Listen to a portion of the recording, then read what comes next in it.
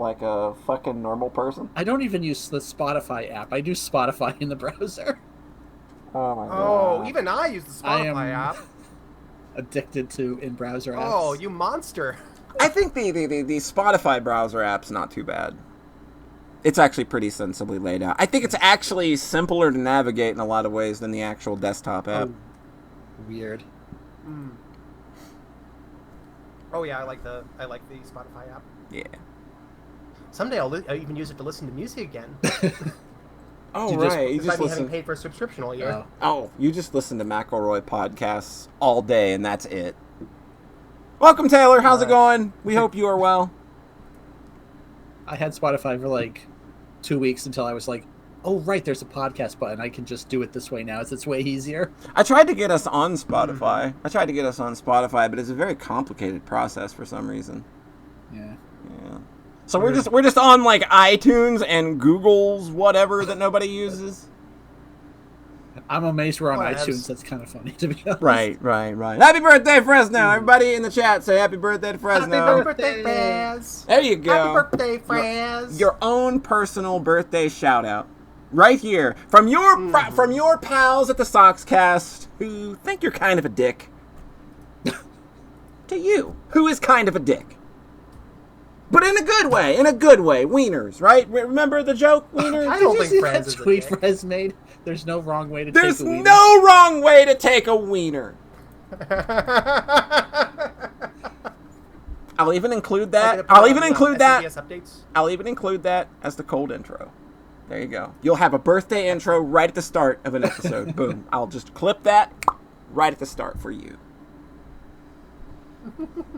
Are you putting it on the SNPS updates Twitter? Oh, I should probably do that. If we do that. Yeah. Right, you have I just did it on my own, huh? Because I'm just an idiot. Mm-hmm. There you go. That way I can retweet it. There you go. You go retweet that, John Thayer. It's right there. Boom. I kicked that shit hard. I kicked out them jams. Tasty. John retweeted it before I did because I hit like first. Oh, see, I think that's more important. Rhett is clearly engaged and ready for the foreplay with regards to tweets. He will like it first. He'll like it first, then he'll retweet it. That's kind of... Rhett is my kind of lover. He's gonna like me before he retweets me. Retweet. He just goes dive right in. I noticed sometimes Just gets my tongue all over that retweet. I notice when people like a tweet, and then half an hour later, they retweet it. Yeah. It's they reconsidered and we're like, yeah. This is funny. These anime titties are worth sharing with all of my pals. It's usually a bad joke or something. I wouldn't know what bad jokes are. I only tell good ones. You only tell. Oh, Polly, you had some It's like me and good certain opinions. ones. Let's just read Polly puns on the podcast. Auditions. I'm very proud of the auditions one. That one was very good.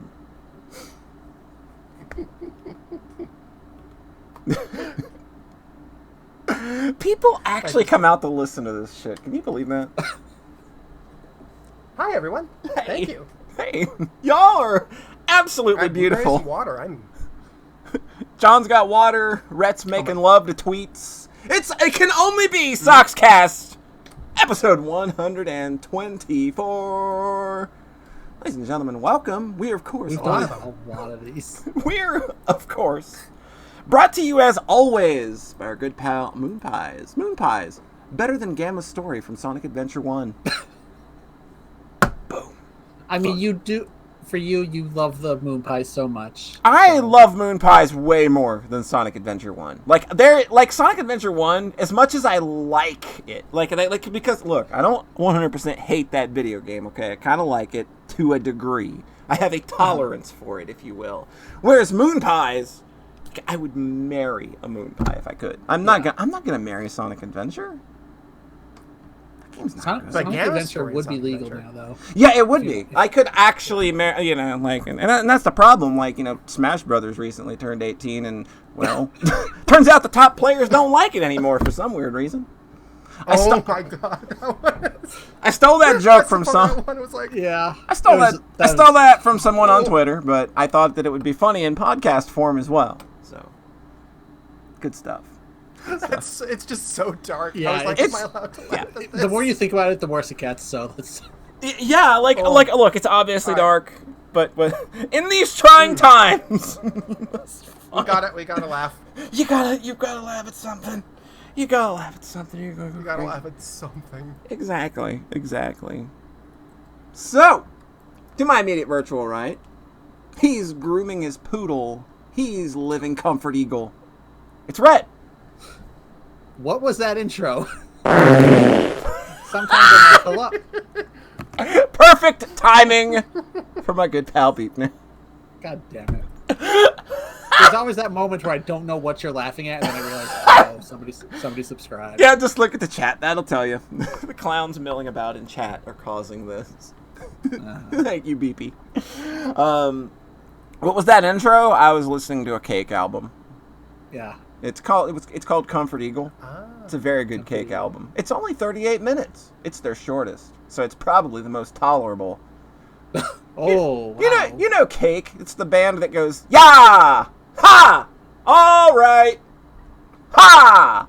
in every song. Wow, we're just a music podcast now. We are are. you gonna get permission to play them like that? Oh shit. Man, it'd be fucking hilarious to get copyright stricken for that. That's another joke that I stole off Twitter. That's my gimmick today, is I'm just stealing jokes from Twitter, because Poncho Smith made a similar joke earlier. He just posted, "Ha, yeah, all right," and 30 minutes later, "Oh, I'm listening to Cake." We got some comedians on Twitter, Ed. I don't know if you know that. Some Twitter people pretty much is just as people laughing at the darkness right now. We have to. You can only laugh at the impending darkness, lest it consume you in despair. If I'm going to die, if I'm going to go out, if this is where it all ends, I'm going to go out making bad fart jokes and puns and doing some of the darkest humor I've ever done in my life. If that's how it has to be. sounds good to me. Yeah, I know. Rhett, are you ready for a podcast? I hope so. You hope so. I hope so as well. Somebody's got to carry this one, because I ain't got nothing to talk about. I do. I'm kidding. I got stuff to talk about. John has a lot of stuff to talk about. To my immediate virtual left, he's got gushing gonads, tingling tushes, hairy balls, and hairy bushes. It's John Thayer. Hi. How's it going, dirtbag monster boy? Doing well. Doing well. I got my blueberries. I'm content. You got your blueberry dirtbag monster boy. There you go. Mm-hmm. His brand is a little jumbled right now. Your brand is yeah, you've got some brand rehab to do, but we talked a little bit before the show, and it sounds like you're on the right track to Johnsville. So I think you're good. You're good. Doing okay though? Glad to hear it. Doing okay? Yeah. You are probably grapes, too. you are probably the most ready for a podcast, I bet. Yeah, I'm the only one who went on vacation in a resort for a week. Yeah, so he I'm has feeling the pretty best good, week by actually. far. Yeah, like you literally like I had shitstorm week where literally nothing's going right. Oh no. It sounded like Rhett had middle of the road week where it's just like I could give or take, and John Thayer is literally over here in hot tubs schmaltzing with the rich and famous. So, I mean, your dad's a rich and famous professor guy, so that it works. I was in a hot tub for a bit, and then I went and we with my dad, and we both wound chatting up another guy, and he was like this 30-year-old prosecutor, and he just started talking about these debunk the police people. I just don't know. And I was like, oh no, God. oh like where's the parachute? Where's my parachute? I am jumping out of this conversation. No. I'm with the. I am the bourgeois. Shit. Yeah. No. Yeah. I did not join in on that. Did not. Kept quiet there. Yeah. I don't know if I should have, but I was out walking this week. It took me a stroll around the block, because sometimes I do jogs. Sometimes I just do a nice relaxed stroll, depending on the weekend. Depending on the evening and where the mood takes me. And speaking of just absolutely ridiculous conversations, you hear. Like, I live in an area where there happen to be a lot of, let's just call them right-wing Republican idiots, because that's really what they are. Let's just be honest here. And as I was rounding the corner, there was a guy sitting on his tractor, very proud. It had an American flag and a Trump 2020 flag on the back, because that's what you do. And he's talking to the neighbor, and I'm walking by because I just don't want to hear it. I know what they're talking about. I can hear it already. I heard the word foreigners, and I just kept walking. Mm-hmm. And then for some reason, just out of nowhere, the context goes from that, in a span of 30 seconds, to, if I die, they're not going to drape the American flag over my coffin. It'll be my Trump flag. And I'm just like, what level of deranged are we at right now? That was kind of like, I felt myself turn to stone and then dust and get blown away in the evening breeze. Like, I've never felt that, like, and how do you not laugh at that? Like, I literally just, as soon as I heard it, I busted out laughing because it's the most dumb and absurd thing I've ever heard.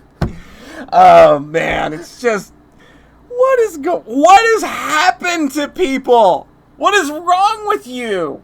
Oh my God. Yeah. I don't know why I thought to bring that up. It just sounded like, hey, opening show banter. But it was just like, it's one of those things where it just kind of stuck with me ever since the night it happened. Because I'm just imagining somebody somebody literally dying, and the last thing they want to be remembered for is their allegiance to Cheeto Man. Like, what is your problem?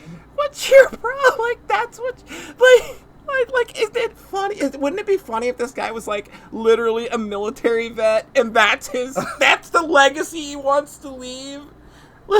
A leader who could give a flying fuck less about veterans in the first place. I like people who don't die in wars. Exactly! Like, oh my God. Like, what is wrong with this? Oh my God.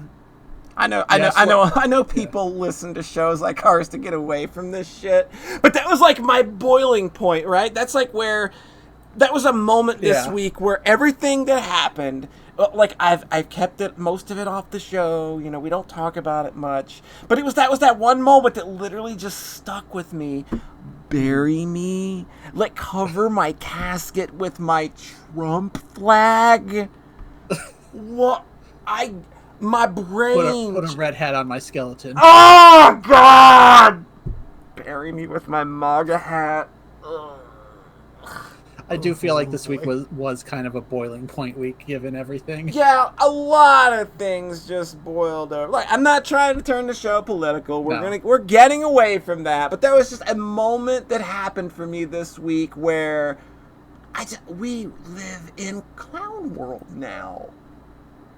We live in a clown world. Rhett, how are you faring in clown world? Why don't you help us steer this podcast back to some semblance of sanity that maybe we can hold on to.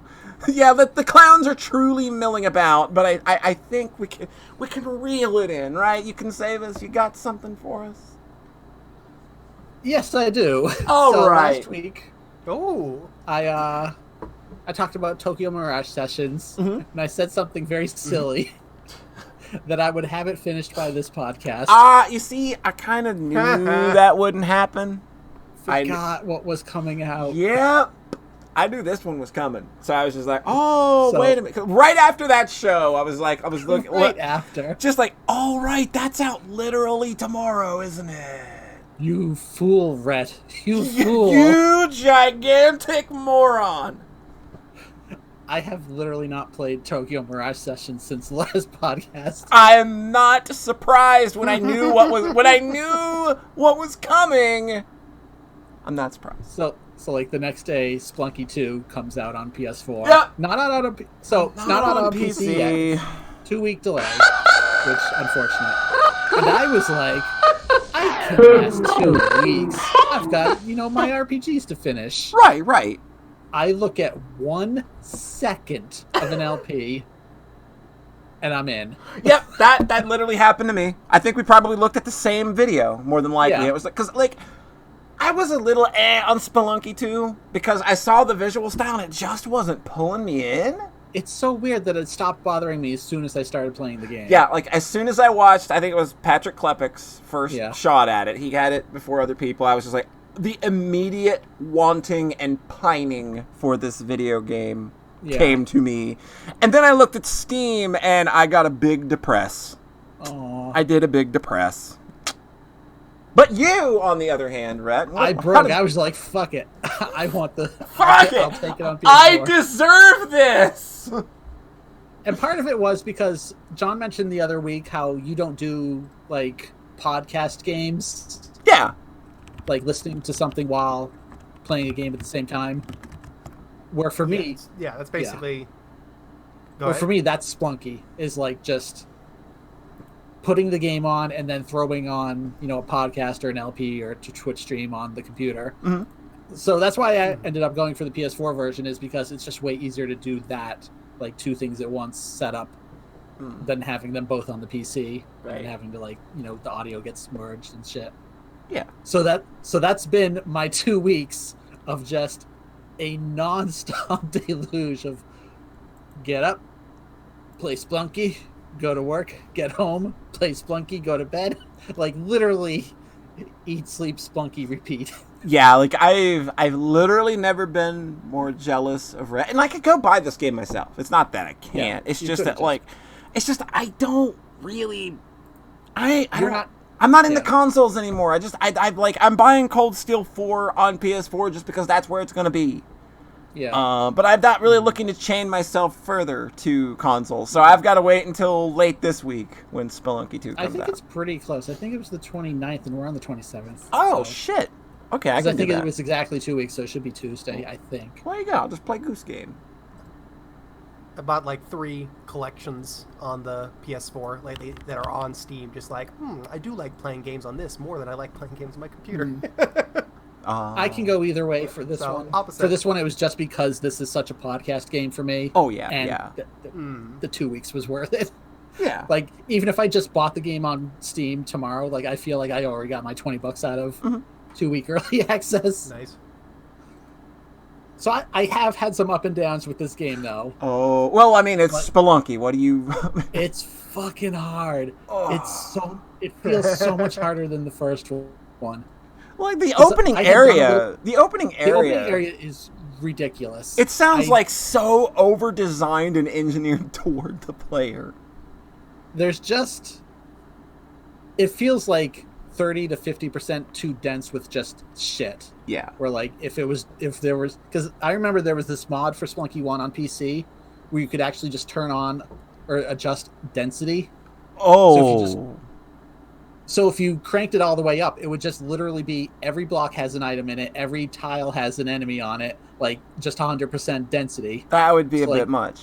Yeah. So basically, a lot of the time you just enter the level and then the whole thing explodes because there are so many explosive crates in the level. Yeah. But it was a funny mod, and being able to actually real-time edit that stuff was interesting. Yeah. So level 1 in Splunky 2 feels like they just took that slider and put it at like 50%. There's just so much shit where it's this like, it's not just there's one arrow trap, it's that there's 2 arrow traps on the left and 1 on the right. It's just like, come on, game. It feels like it's a density problem. Yeah. But what this sounds like is and I don't know, maybe like I can't speak for the entire game yet, but just from what I've heard people talking about, Spelunky 1 is a case of that game, everything is built to kind of interact with everything. And everything, like, it's not like, it doesn't lean a certain way. Like, it's not meant to be more in the player's favor or the game's favor. Everything's just there because these things will interact with one another at some point and create some crazy-ass shit. Yeah. Whereas Spelunky 2 seems more engineered to make those moments happen versus the player on purpose. I can kind of see, there's some that just feel like malicious. Right. Like, there's 2 totally new enemies in the first area. One is like a mole that will pop up in the ground, and you can see them when they're burrowing around, but they pop up in kind of weird random places. Like, it pops out of the wall and, bonks you. Oh. And like, again, you can see them in the walls though, so it doesn't ever feel completely unfair, but it's just... I saw that and I was like, boy, it's kind of hard. I thought Spelunky 1 was balls hard for the record. Again, like, I never that game is hard though. Like, this one feels like... Spelunky 1 is hard, but like when you sit down and play it, when you're in the mines, you're like, I see how this is just a little box of very simple mechanics that I just need to keep poking at. And again, this one feels very engineered toward making the player suffer in a way. I think Splunky 1 especially, again, I'm only talking about the first area here. Splunky 1 is like you can go slow and like kind of puzzle out. You can, watch your step and you'll be fine. Yeah, like that's why that game works for me. Yeah. Splunky 2, the first area specifically, is much more you have to be able to react quickly. Because the reason I brought up those moles is because sometimes they will just run into the shop with you. Oh, that's not good. And at least two times I've like just reactively whipped them. Whoops. And the shopkeeper, depending on where you whip, does not like that. So either I think I was like on the item closest to him and I turned and whipped the mole, and the back, the bat tech, backhand of the whip hit the shopkeeper. Whoops. And he just shot me dead. Just dead. And I was Done. like, oh, well, okay. Or like I whip the mole and an item goes out the door of the shop. And you stole it. You can't do that. Yeah. So like there are funny moments like that, but it's also like, man, these fucking moles, god damn it.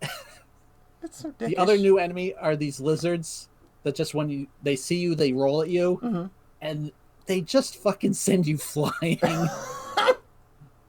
And they are just like, so the mole and the lizard both have 3 HP, which feels way too high. Yeah, man, almost everything in the mines has 1 or 2 in Spelunky 1. I feel like 2 would have been fine because then an arrow trap would kill them. The fact that they have 3 so they can take a big hit and still be alive is kind of ridiculous. Yeah. But the fucking lizard... The other thing is that your stun time is way too long in this. It feels like it's longer than in the first game. So like these lizards will roll into you 1 damage. They bounce you up 1 damage. You land, and the lizard turns around, sees you again, rolls, bounce. So you're dead. That's the original game combos you for sure, and it does bounce you into some real shitty situations. Yeah. But this is like very like this is very Battletoads in a way, where there are many enemies in that game that were like they will kill you and then immediately kill you again because you died within their proximity. Yeah. So that's kind of the worst, is when it's not just that you got comboed in a funny way, it's just that this one enemy was capable of killing you by itself. Yeah. Where the lizard just hits you 4 fucking times and you're dead. Whereas, like, if he bounces you onto spikes or something else, then it's funny, because... Yeah, like, that's cute. That, like, okay, that's Spelunky. That happens. But just, like, one enemy being able to constantly stun and then wipe the floor with you is kind of shitty. They did do a patch the other day. There was one enemy that could just stun lock you forever. Oh, good. Basically. So they have adjusted it. Because what it would do is put you in a bubble, and then you would slowly rise up until you hit the ceiling, and then you would fall. They'll rebubble you, I imagine. They would just rebubble you over and over. So now you wake up out of stun in the bubble, which is, it gives you some sort of fucking chance. Yeah. Because you can move it left and right to a degree. It was just before the enemy would just... Because if they're on a 1 tile, they would just continually face one direction. Yeah. And just bubble you over and over. It was really bad. That's fucked. Yeah. Again, this game does not feel as elegant as Splunky 1 did. Where this game is definitely, like, leaning into being a little more cryptic, a little more bullshit. But... Yeah. I also think... You're still having fun. I'm having a ton of fun. I'm having a ton of fun. Yeah. I'm also getting way madder at the game than I think I did the first one, which seems to be the general consensus I've seen on message boards. It's like, I saw one good comment that was like, World 1 is too hard for that one more run feeling. Oh, you see, like, that's why I'm always, like, that's why I can always, like, I could even get to, like, Yama in the original and be like, and then die horribly and just be like, oh, God.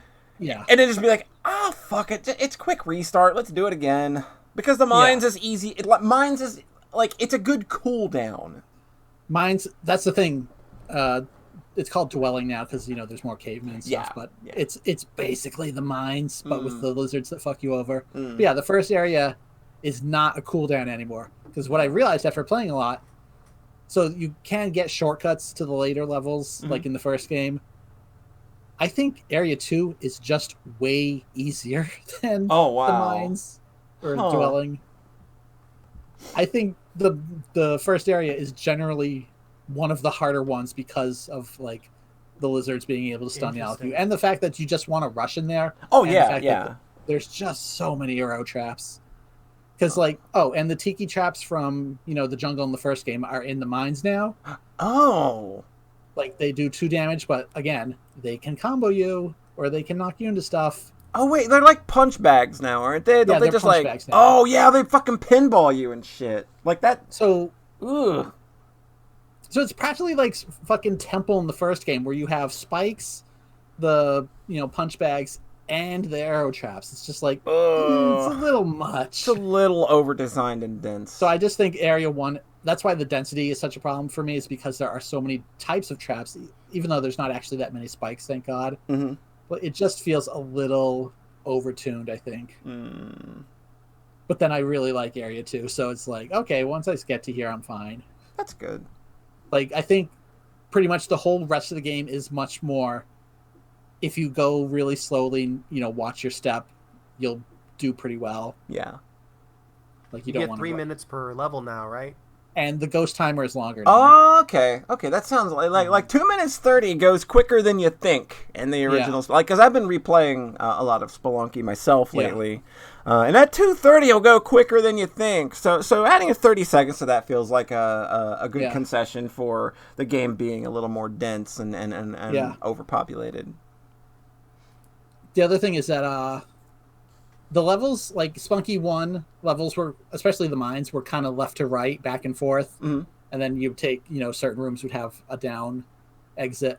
Because the whole thing, it's not entirely random generation. It's made from preset blocks. Yeah, like that's the same way the first one was. It's just region by region. It's just they're kind of placed in a smart way. It's kind of a 4x4 grid. And yeah.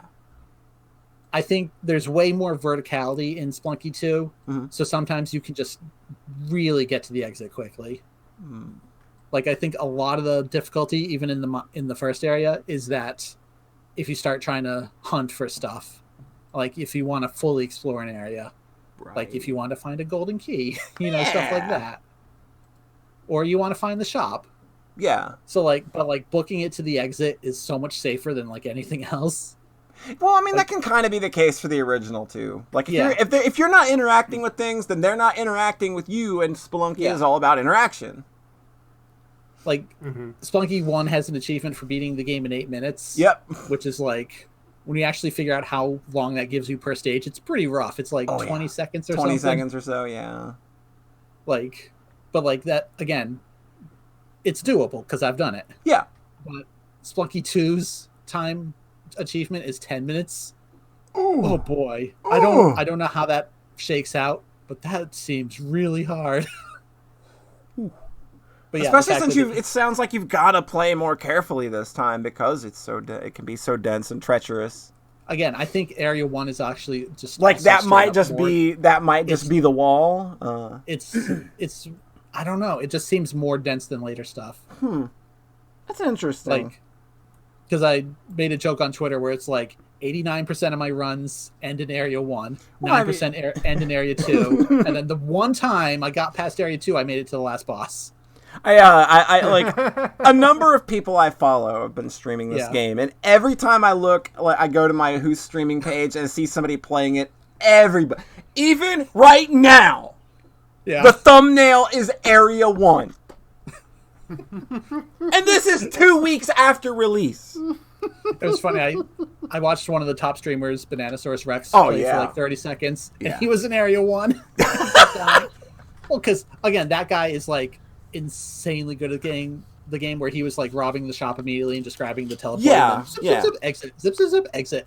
But even he was in Area 1. I'm like, what the hell? Like, he's the guy that did the eggplant run, is he not? Yeah. Yeah, that's what I thought. Yeah, I think so.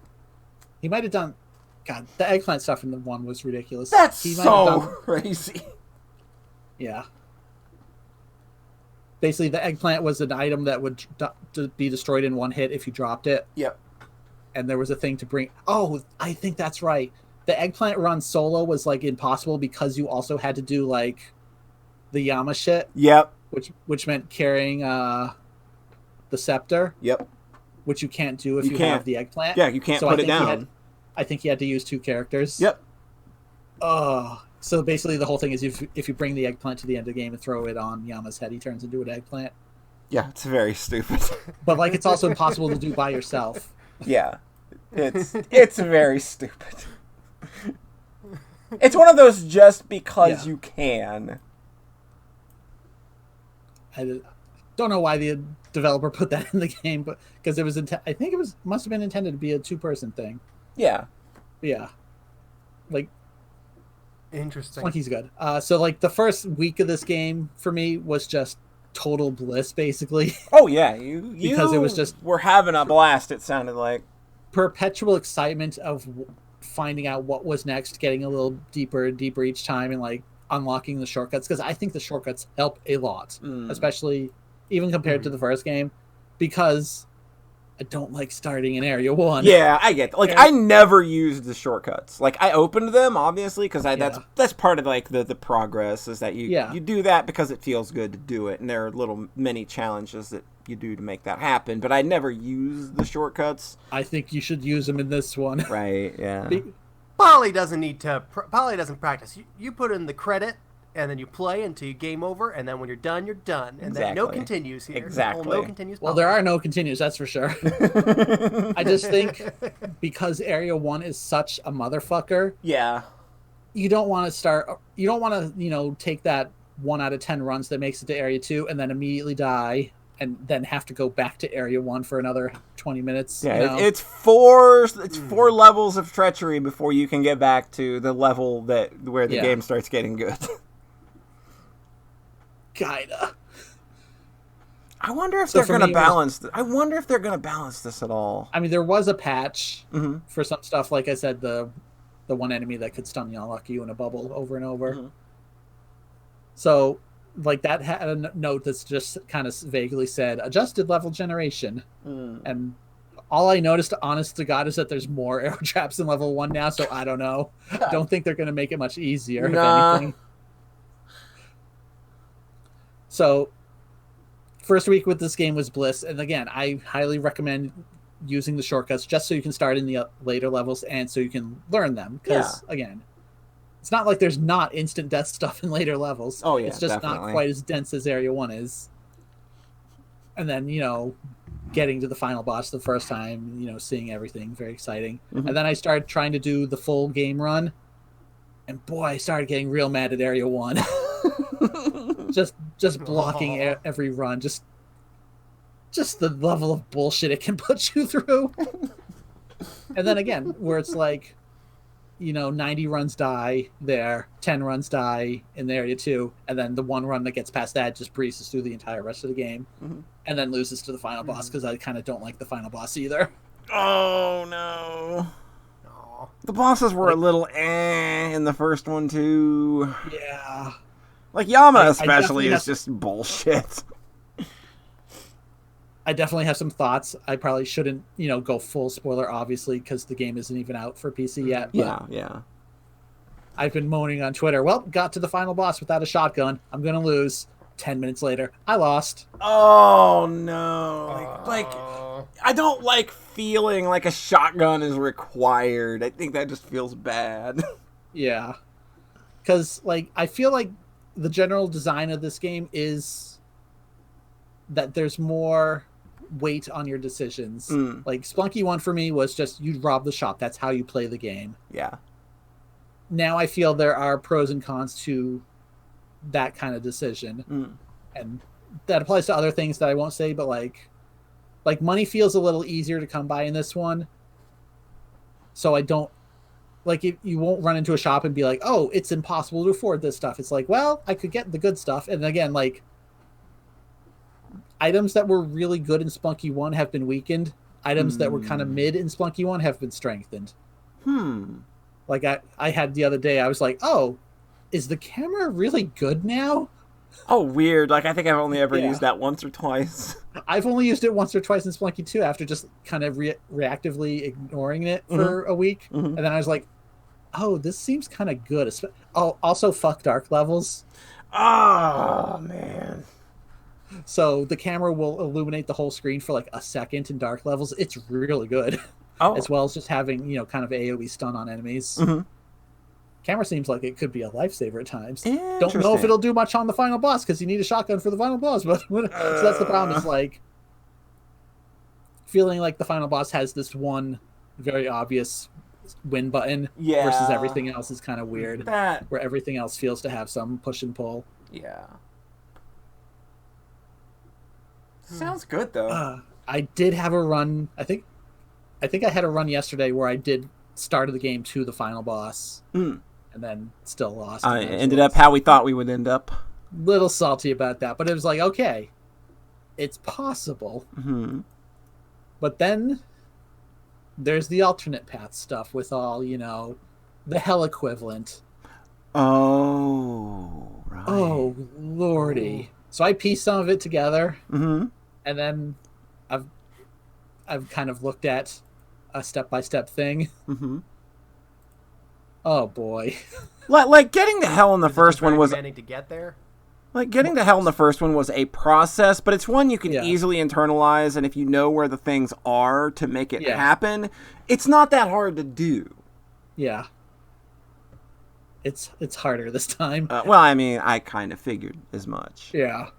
Because I think the goal is to not have you just be able to run to the exit as much. So that's where, the ghost timer being 3 minutes suddenly isn't as generous. Right. Or certain parts that are just actually extremely difficult to pull off consistently. So I'm just like looking at that cliff right now is just a little daunting. So I don't know. I still want to get the full game run. Well, yeah. But then I'm like, I've put 2 weeks into this. I've probably put like 50 hours into this game already, like 5 hours for 10 days. I mean, that's fine. Maybe need to step back a little bit. That's fine. other That's not games that challenge isn't going anywhere. I mean, it'll be there. You're good at Spelunky. You're not gonna fall off the bike. The funny thing is, I went back to Splunky 1 right before this came out and couldn't get to... I don't think I ever had a run get to Temple. Ooh. Yeah, Because I was... Yeah. I haven't had any wins, but I can consistently still get to Temple at least. Yeah. Because for me, I always rob the shopkeepers. Right. And I always rob the black market. See, And I only start robbing when they have the items that I want. Like, I'm not gonna go into the first shop if it's just like, oh, here's a few bomb bags and a rope. It's like, I'm not gonna rob that. I don't need that now. See, for me, the item I want is the shotgun, so it's always rob. Like, I don't need the shotgun most of the time. Like, in fact, most of the time I just ditch it. Like, like by the time I get to Temple, I ditch it anyway. But, yeah. So like, Again, stuff has been Strats. Stuff has been rebalanced into. But I got to the final boss once and then died. Oh. That's as far as I got in Spelunky 1. Because I was a baby gamer and it was too hard. It's pretty hard. I think I died. He's pretty especially if you started from the start of the game. Yeah. You're pretty stressed out at that point. All you have to do is one tiny mistake and then stop. Yeah. You're gone. Like it's like that boss is smart.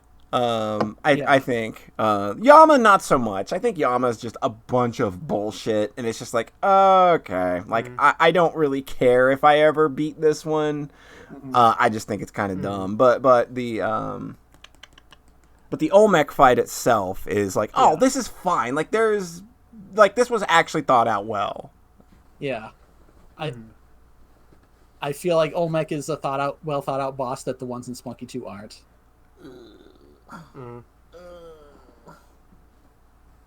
So it goes.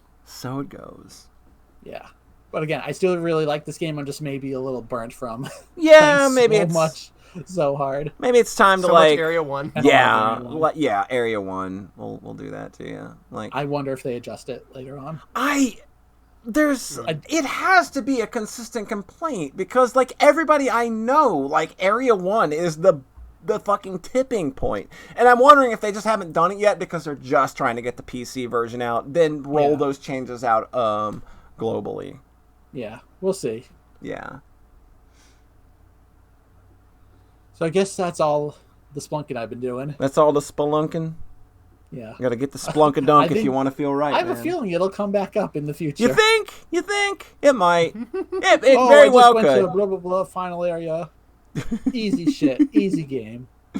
Easy baby game for babies. Easy baby game. Okay, to start your streaming career. There you go. Spelunky runs. There you go. He's not using the teleporter. What is this baby? Yeah, what? Oh, one of the things I really like in Spelunky 2 is that they added mounts. Oh, neat. So there's turkeys and other turkeys in the first area, other things later on. Turkey! Ah, that's cute. They're very awesome! We can ride a turkey. So mounts will give you a double jump, and then you can jump off it for a third Oh, jump. shit!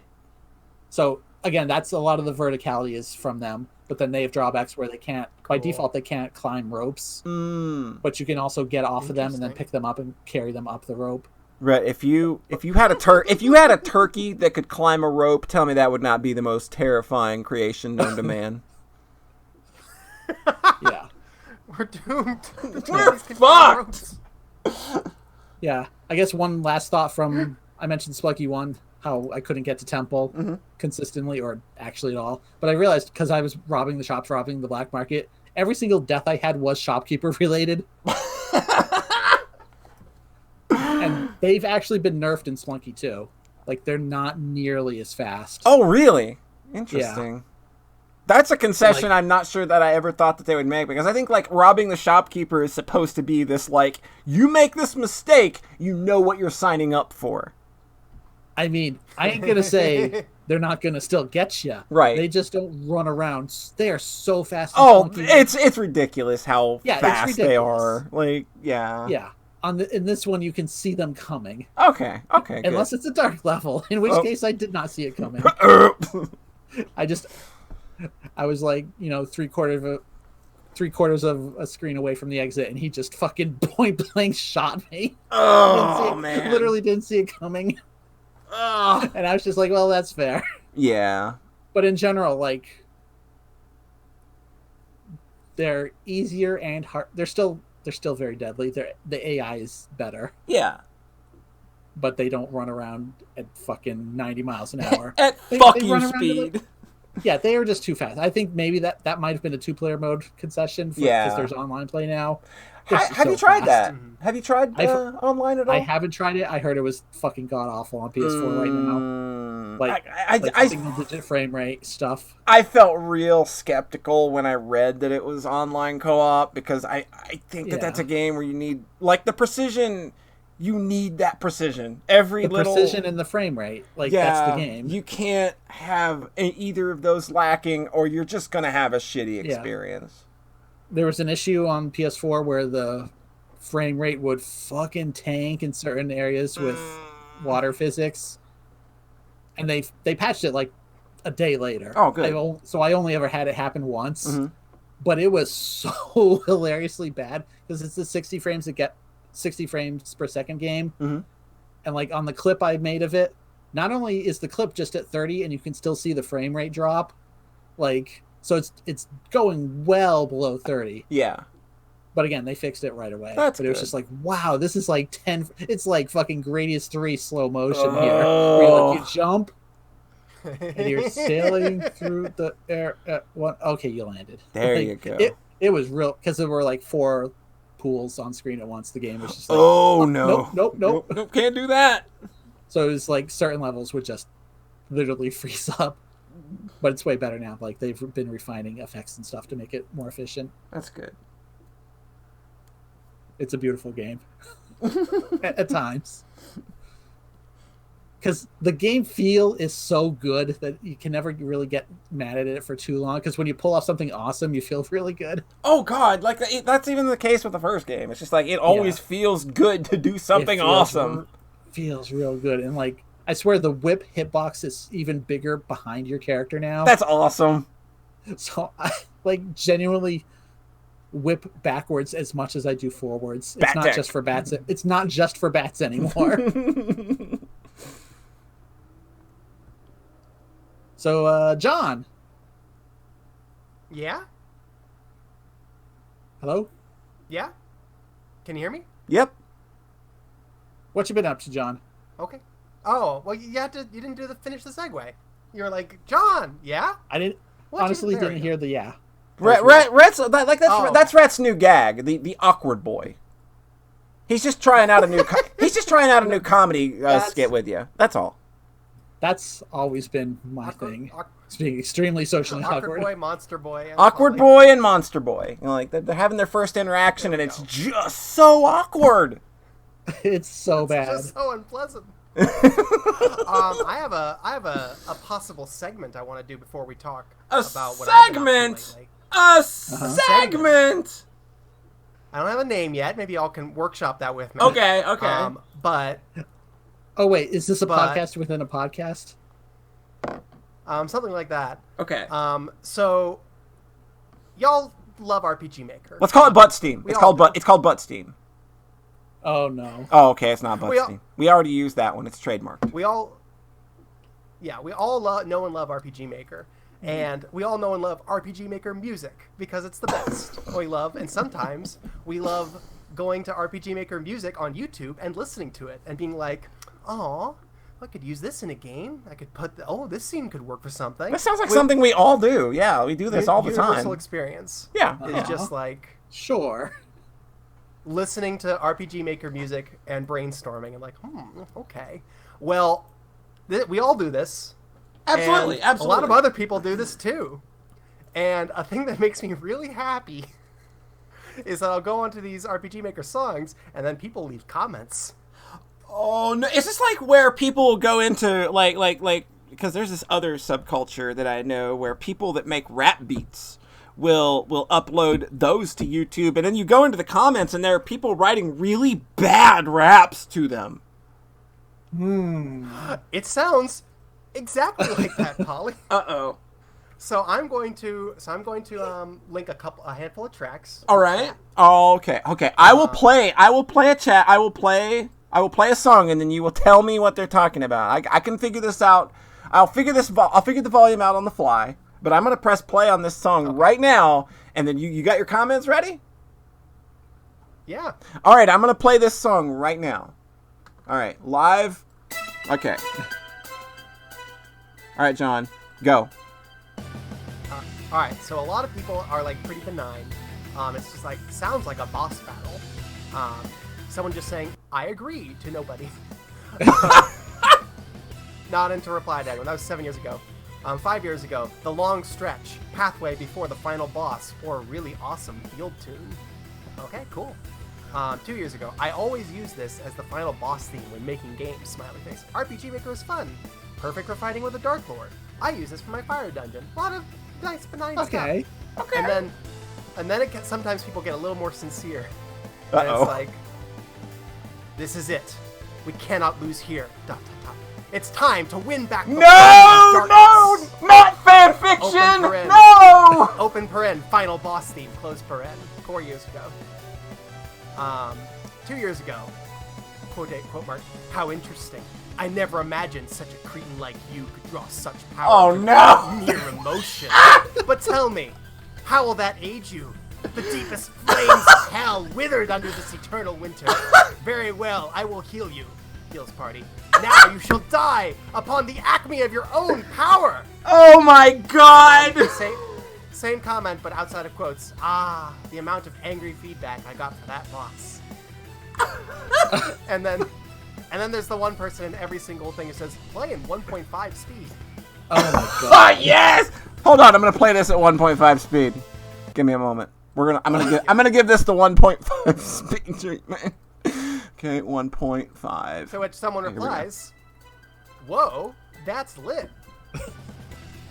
I'm not gonna lie, this is Now pretty you're dope at supposed to 1.5, decide John. this is lit. John, this is dope at 1.5. There you go. Is it lit? Dude, it's fucking dope. Oh, Alright, John has awesome. been defeated. All right. I didn't say it wasn't. I love this stuff. So I'm going to. All right. So All right, we got another one. because there's one. Yep. All right, This is okay. theme number 3, but all of these are RPG Maker VXAs because that's one of the only ones where all of the tracks are uploaded on YouTube. Okay. You ready? I'm hitting All right, play. so this is one comment. This is one comment chain. And here's how it goes. It starts off 6 years ago. My favorite. It doesn't sound like a title theme. It sounds more like an ending song.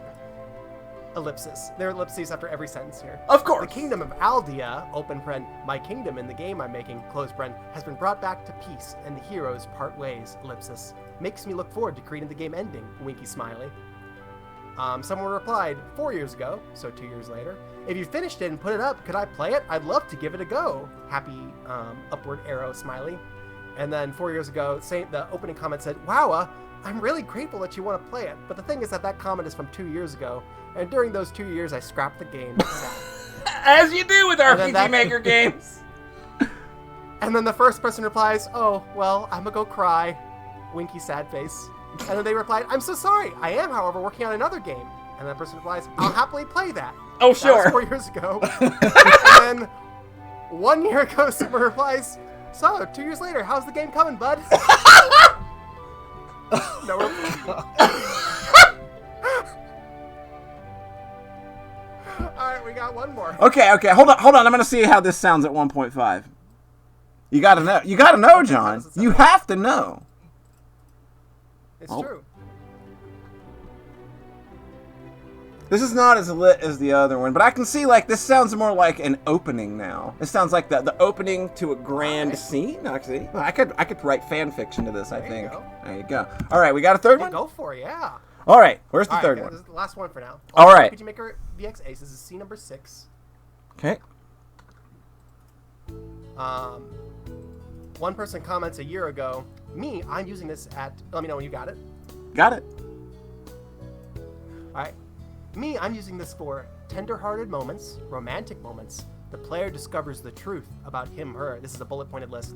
Houses, open paren, 1.0 version, close paren, whatever that means. And then ending. And then in a separate comment, they reply, when you saved the abused Lamia, ... What? Okay. Yeah, like I get abused Lamia from this. Like I can hear that. From this? Yeah. I can feel the Lamia. I can just feel the heartbreak coming from the Lamia right now. It's very snake flavored. Yeah. Flavored heartbreak. Imagine if like the town music just played for the ending. You'd be like, what the hell? Yeah.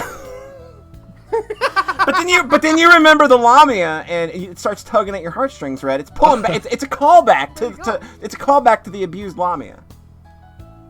There you go. One person says, it sounds so depressive great when the pitch is reduced to the minimum. And the person who commented about the abused Lamia replied, yes, it is. 4 years later. Oh my god. Yeah, that comment is 2 months ago. All right, don't read ahead. Oh, sorry. Sorry, John. All right. You're ruining the segment, Rhett. So I posted this one on Twitter a bit ago because this brought me so much joy, and I'm going to share it with you all now.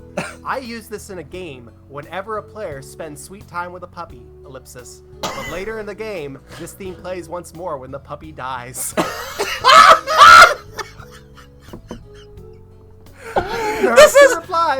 This song's got a lot of implications. There's a first reply, it's just a frowny face. And then a second reply, a year and a half later, puppies theme. That's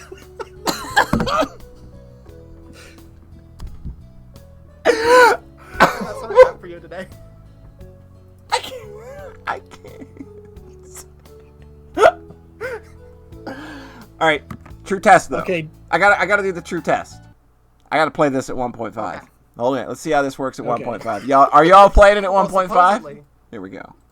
Supposedly it's listed at 0.75 for a real tender theme and at 2 times theme for really happy. That's when the puppy's alive. Oh, that's when the puppy's alive? Okay, we're gonna go to 2. We're gonna go to 2. The puppy is alive. Okay, I get some alive puppy from this, I think. I could definitely see a scenario. 0.75. I could definitely see where there's a scenario where a puppy is alive and frolicking around. Like, this is definitely like... I don't know about Lamia. I don't know. She might still be being abused. Okay, what was the other one? 0.75. All right, 0.75. Is this dead puppy vibes, or what are we going for here? Oh my god. This is dead puppy vibes. This is mourning for puppy's theme, but sad. It's just... Are you getting that? I mean, I guess. I mean, I'm not into dead puppy core is the thing. Like, it's just not my genre.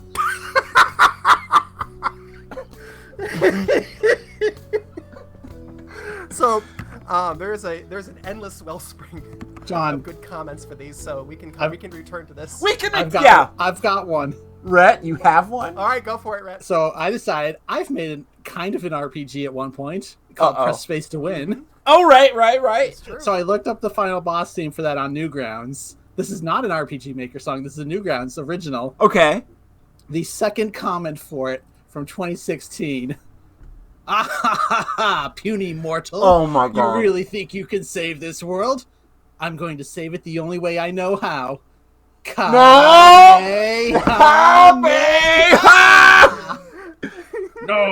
No! No! Earth explodes! Earth explodes! Can we just do an entire podcast of this? Can this be its entire own podcast? We'll return to it. I can't believe it. It'll help if you all can. It'll help if you can come up with a name. I looked through like the rest of the reviews, and none of them, like one other had kind of a role play thing, but it only took me 2 reviews to find this one. I was just like, "Yep, nailed it." Did a fucking Kamehameha and blew up Earth. Son of a bitch. Good. Oh, that was John. I gotta give you credit where it is due. Thank you. I didn't expect a John workshopped segment, let alone a John workshopped segment, to be as fucking good as that ended up being. I have to look for more myself now. Yeah, we need to. This is something we need to revisit in the future. I think it has got to be an integral part of the podcast. I did another thing that I think Rhett will enjoy talking about. Mm-hmm. Are you up for that, Rhett? Not too distracted? Well, I maybe that was too quiet. I said, No. Oh, is this where I get to? Right, Is this where I get to take my headphones off? Nah. I don't. No, you wanna hear about this? I did watch Symphogear GX. All right, Oh. headphones are off.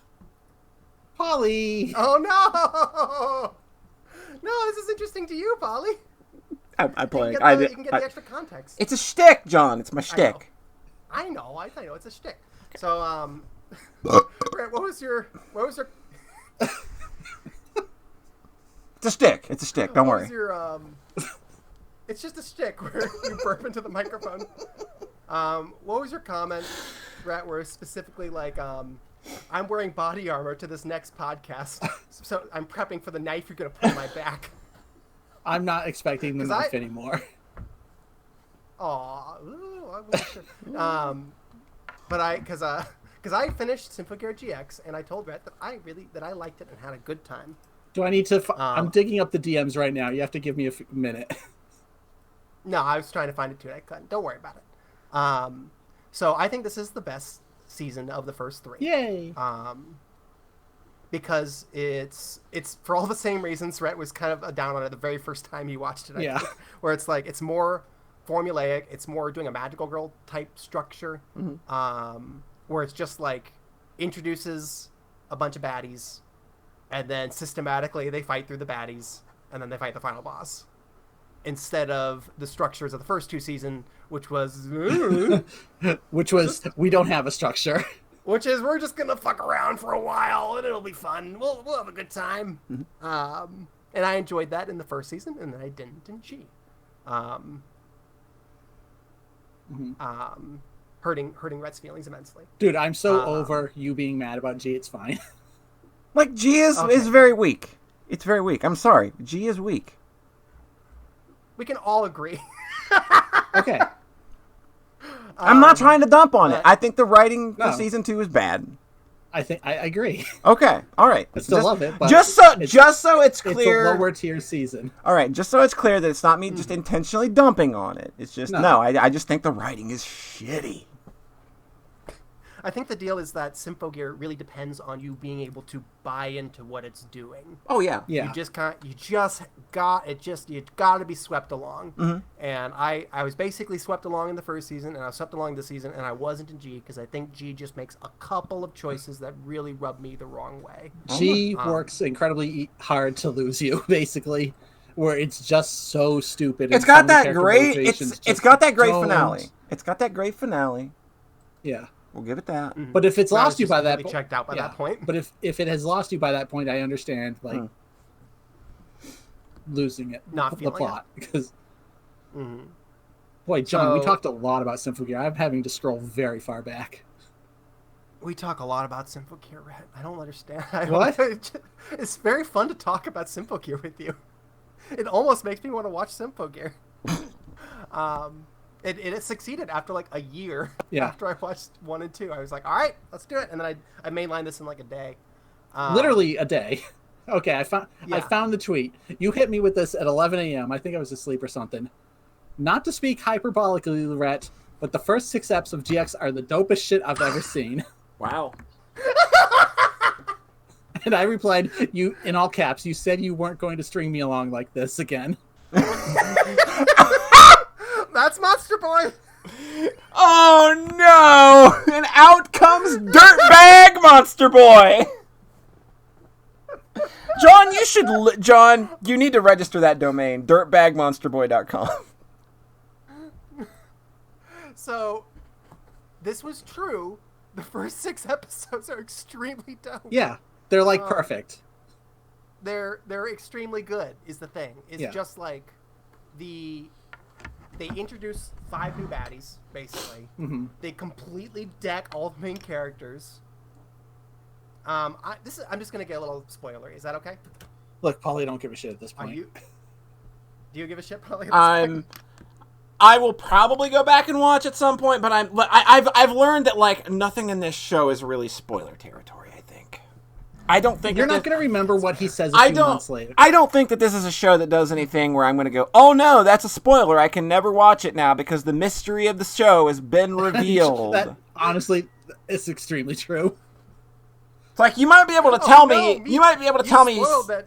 You might be able to tell me something cool happens, but I can still see something cool happen and think that's cool. But you're not gonna like.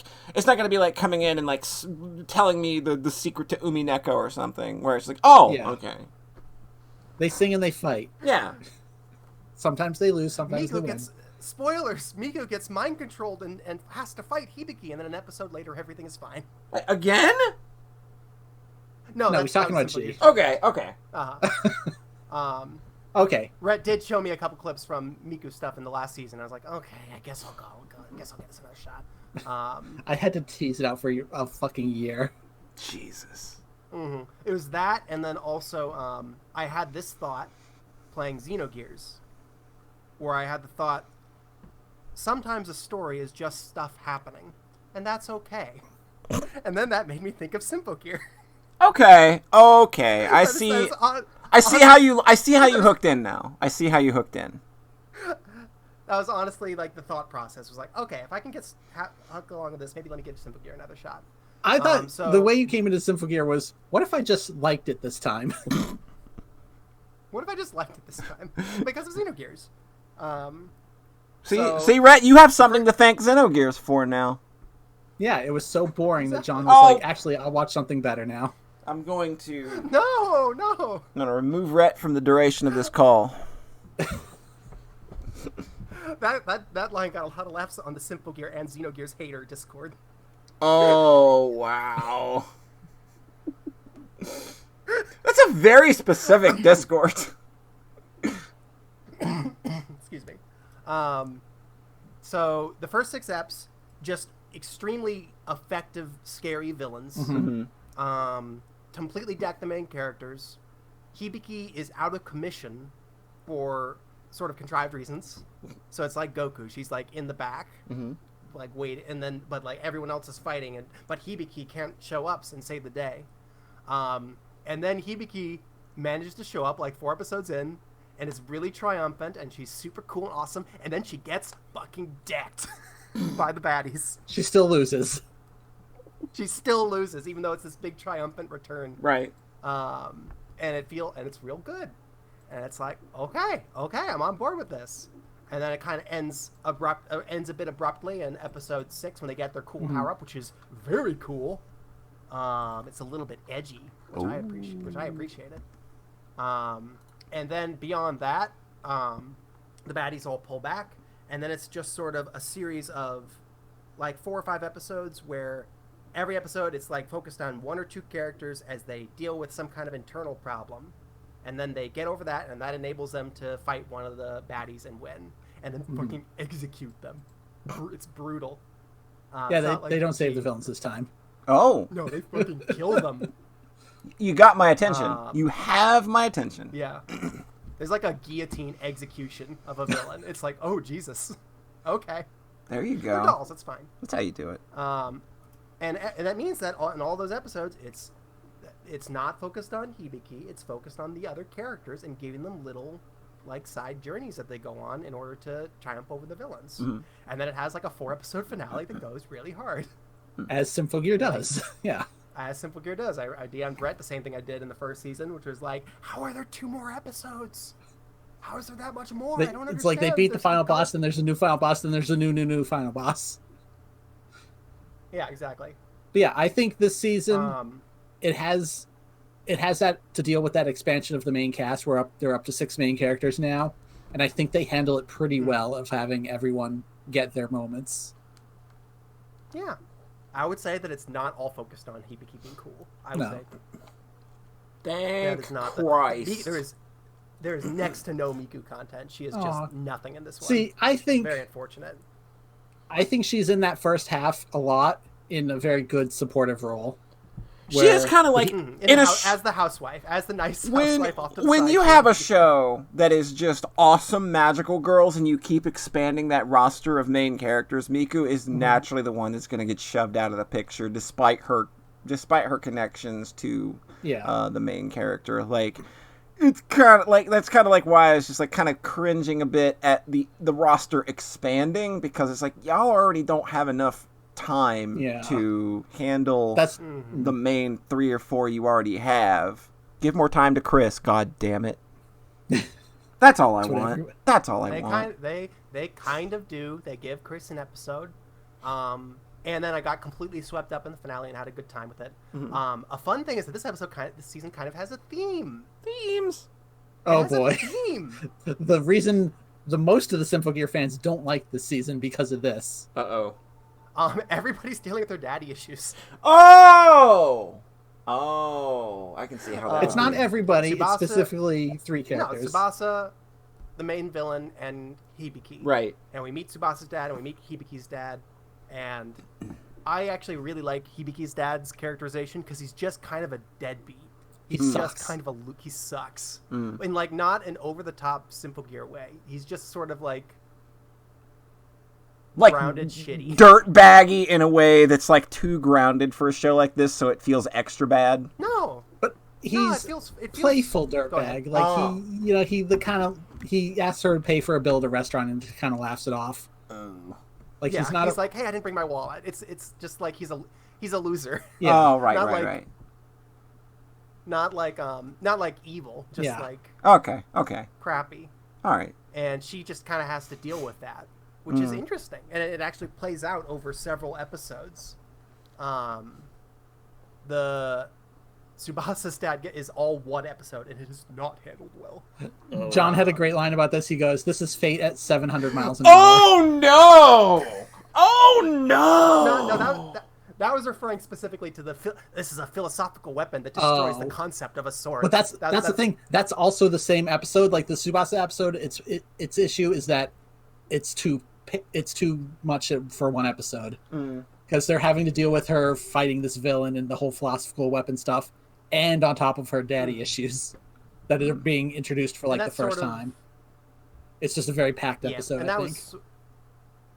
that was sort of my overarching issue, is that it's still, whenever it slows down and has like a quiet moment, it feels like it's always like 2 minutes away from baddie showing up and everything exploding again. And that kept the story stuff, like even the Hibiki and main villain resolutions, from really landing hard with me, because it feels a little like video game cutscenes, like a little bit between action set pieces, where it's just like a little stilted, a lot rushed, and it's not quite giving me the feelings that I want, but I'm still being swept up in the spectacle of it, and that arc is still landing for me, which it didn't in G. So I still feel positive about it overall. But I think it's fair to say that I finished Simple Gear GX, and I was like, oh, I could just start the next one. But then there was a little bit in my mind that was like, I really liked how that season was all magical girl stuff, way more than the previous ones. What if you could just take out all the mecha and idol shit and just have the magical girl stuff. See, like that would be. Just give it I to could me. do that. Just make Give My me Hime raw- again. Raw. See, straight from the I think tap. My Hime is still too much mecha for John think here. so? You He think wants so? the No, too much. raw, No, straight no, from no. the source magical girl.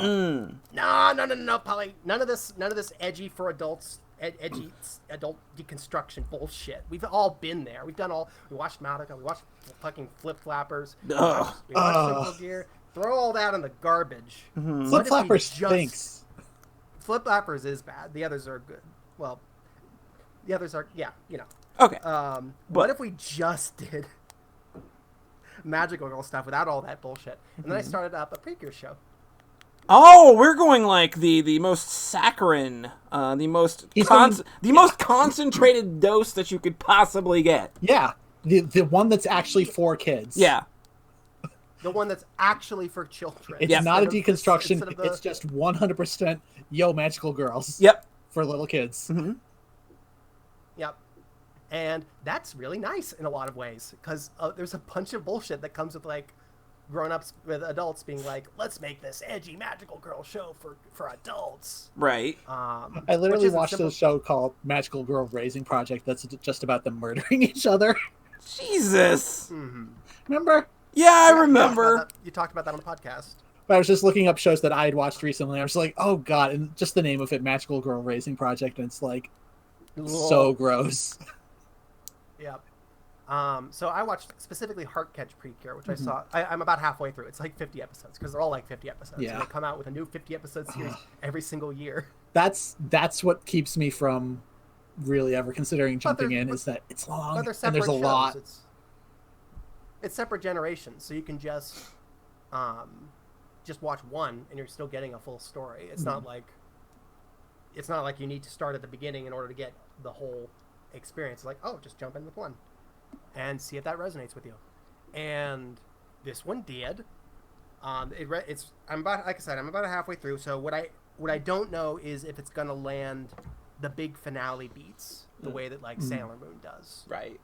That would be the ideal, is if it just really tugged at my heartstrings and landed in a way that I really loved. Because that's the thing. This isn't like new to me. Like I watched 3 seasons of Sailor Moon. I watched the Tangled show earlier this year. I extremely documented Adore Princess Tutu to death, which is a great show. Man, I'm due for a rewatch on that shit. It's real good, Bolly. It's so fucking good. It's so fucking good. At first, I was kind of shocked when John said to me he was watching Pretty Cure, and then I realized, like, all right, Princess Tutu and Utena. Like, why did I ever think that magical girls weren't your thing? Right. Yeah, I kind of I googled mecha anime, best mecha anime, and after I was playing a bunch of Xenogears, and I was just looking at all these completely unfamiliar names, just like or like barely familiar, like, oh, you want to watch Razafon, John, or oh, do you want to watch this Gundam blah blah blah blah blah, or Macross blah blah blah blah, or Gao Gaigar? Do you want to watch any of these shows you've never heard of, never touched? And then I googled best magical girl shows, and it's like, oh, Sailor Moon, Princess Tutu, oh, all these other things I've heard of or watched.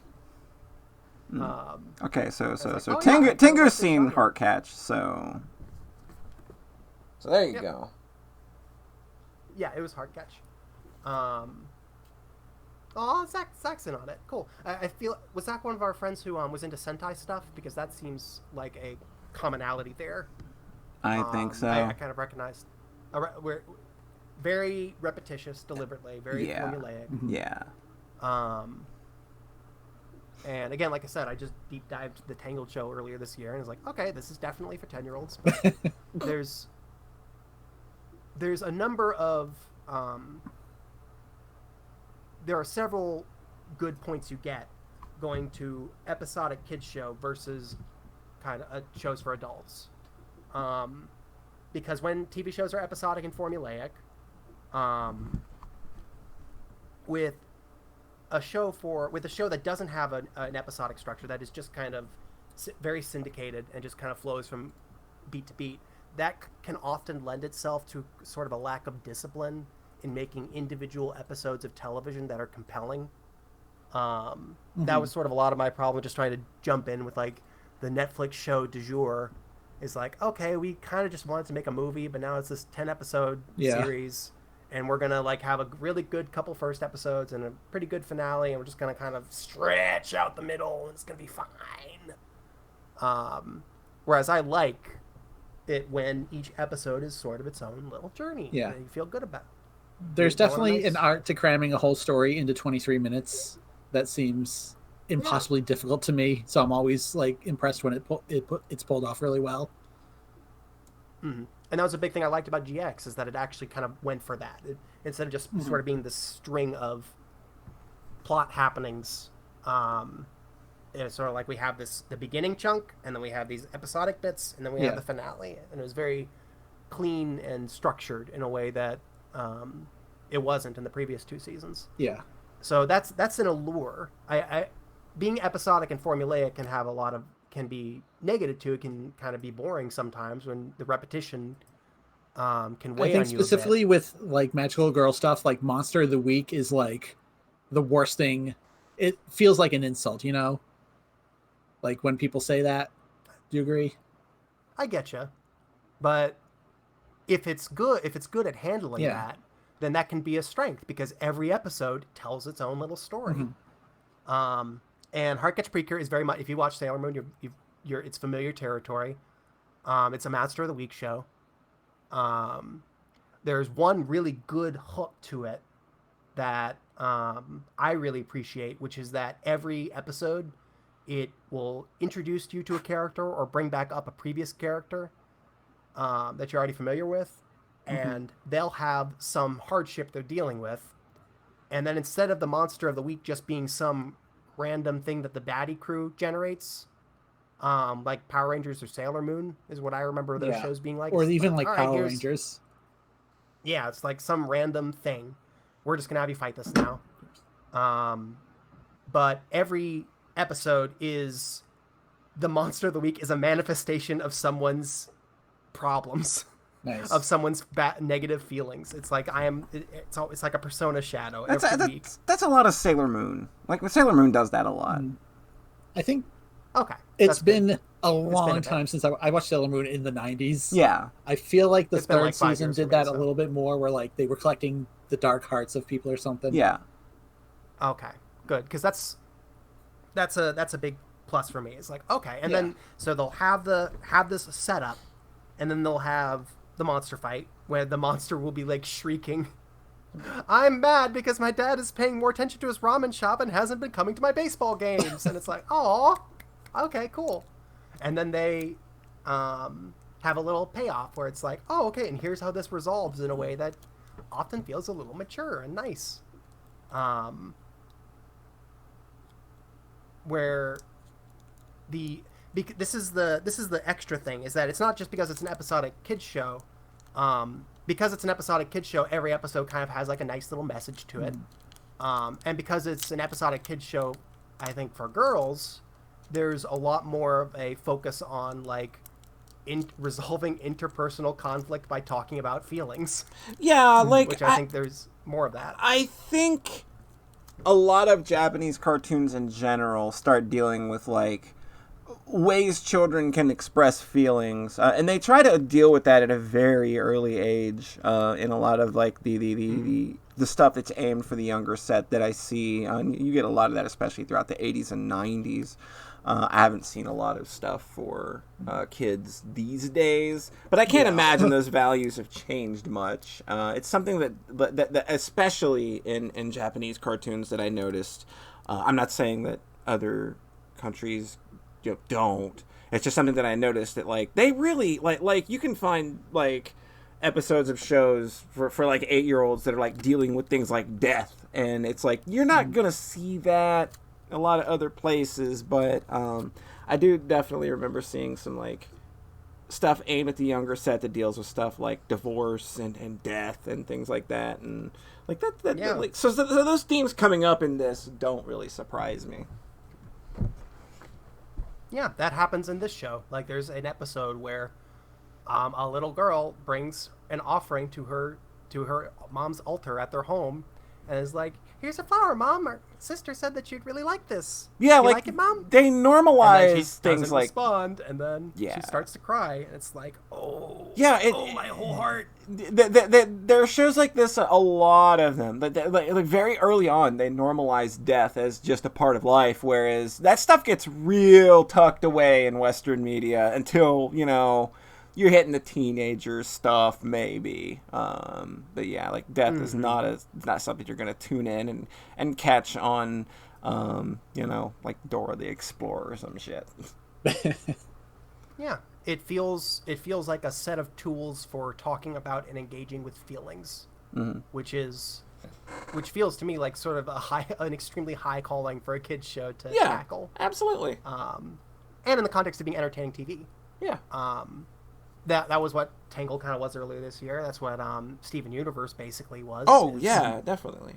Hey, let's literally talk about feelings and not like talk we're about just kids. now catching up to that, whereas this is something that I've witnessed in anime for a long time. Mm-hmm. Yeah, that makes total sense to me. Those are all positive things, and those arcs like really really work for me and are like the highlight. And then there's like 1 minute of actual action per episode versus Simple Gear GX where there's like a little bit of that and then action. So it feels really nice. It really works for me. Nice. And the last thing is that there are like 50 screen cap worthy faces per episode. It's very cute. It's just constant. Here, I'm going to upload a few of those. It is wild how dense it is with like really great faces. Oh, so that's where this came from. Okay. Yeah. Yeah, these are good. Oh yeah. So Polly, I was actually interested in this show a while ago. Do you want to know why, Polly? Why? Because this show and Casher and Sins have the same character designer. What? Oh yeah. So there's one of the main villains in this. I know almost nothing about the show. One of the main villains in this though just looks like a Casher and Sins character, and that was almost enough to get me to watch it in like 2010. Almost, but I'll just rewatch Casher and Sins because I ain't seen that one in a while. I think that's literally what I did instead because Yeah. that was 10 years ago. Yeah, like that show is really, really underrated and super good. But I just confirmed believe it it. on my anime list that they do have the same character designer. That's incredible. I will say that when that villain gets introduced, she's pretty much the scariest anything. She has a scary single magic eye and one wing, and she shows up and then completely wrecks the creature.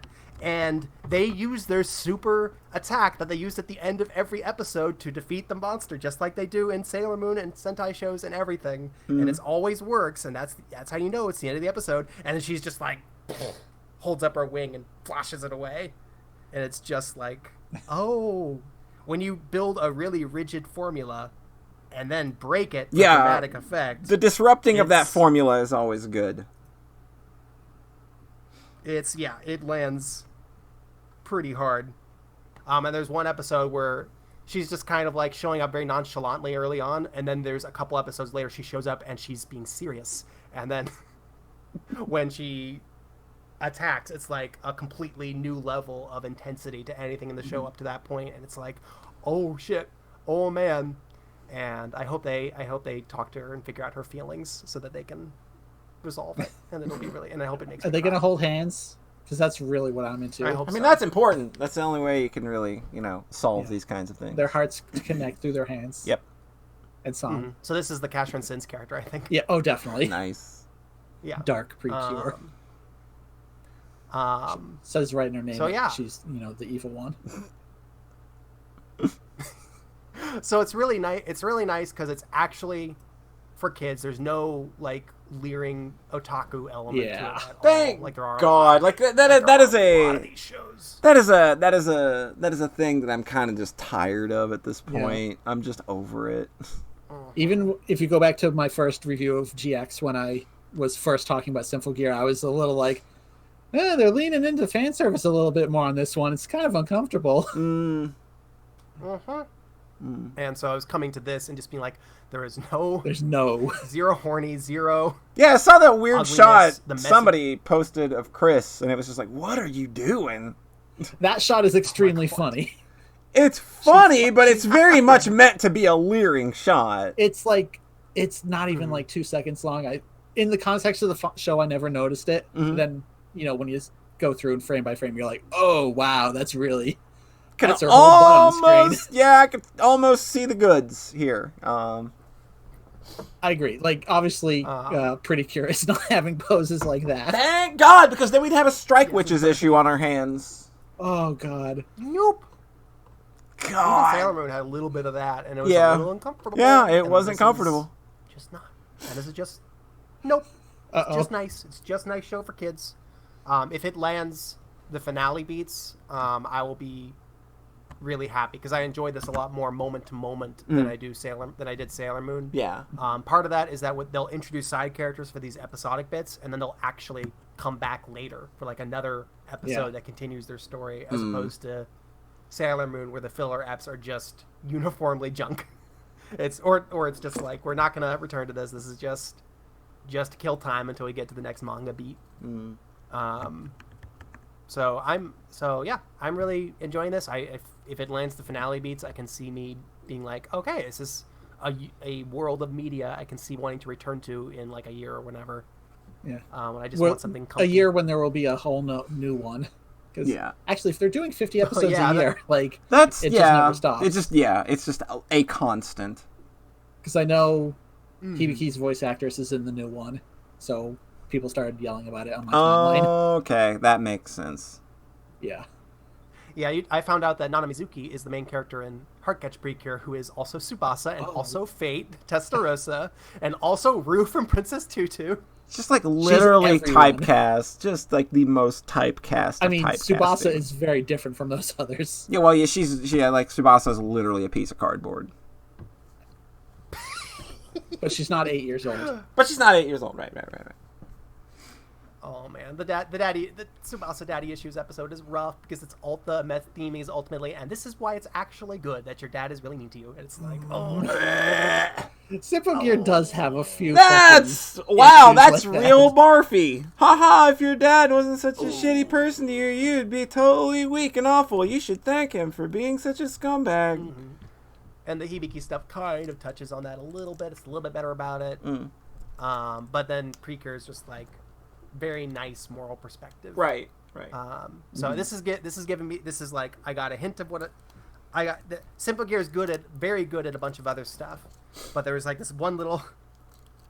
I don't think that this is something that wrecks the entire show, as far as Taylor kind of pointing out in chat. Like, I don't think that this is something that wrecks the entire show. As far as just watch season 1, I mean, I think that's that's maybe okay advice, because season 2's writing is really bad.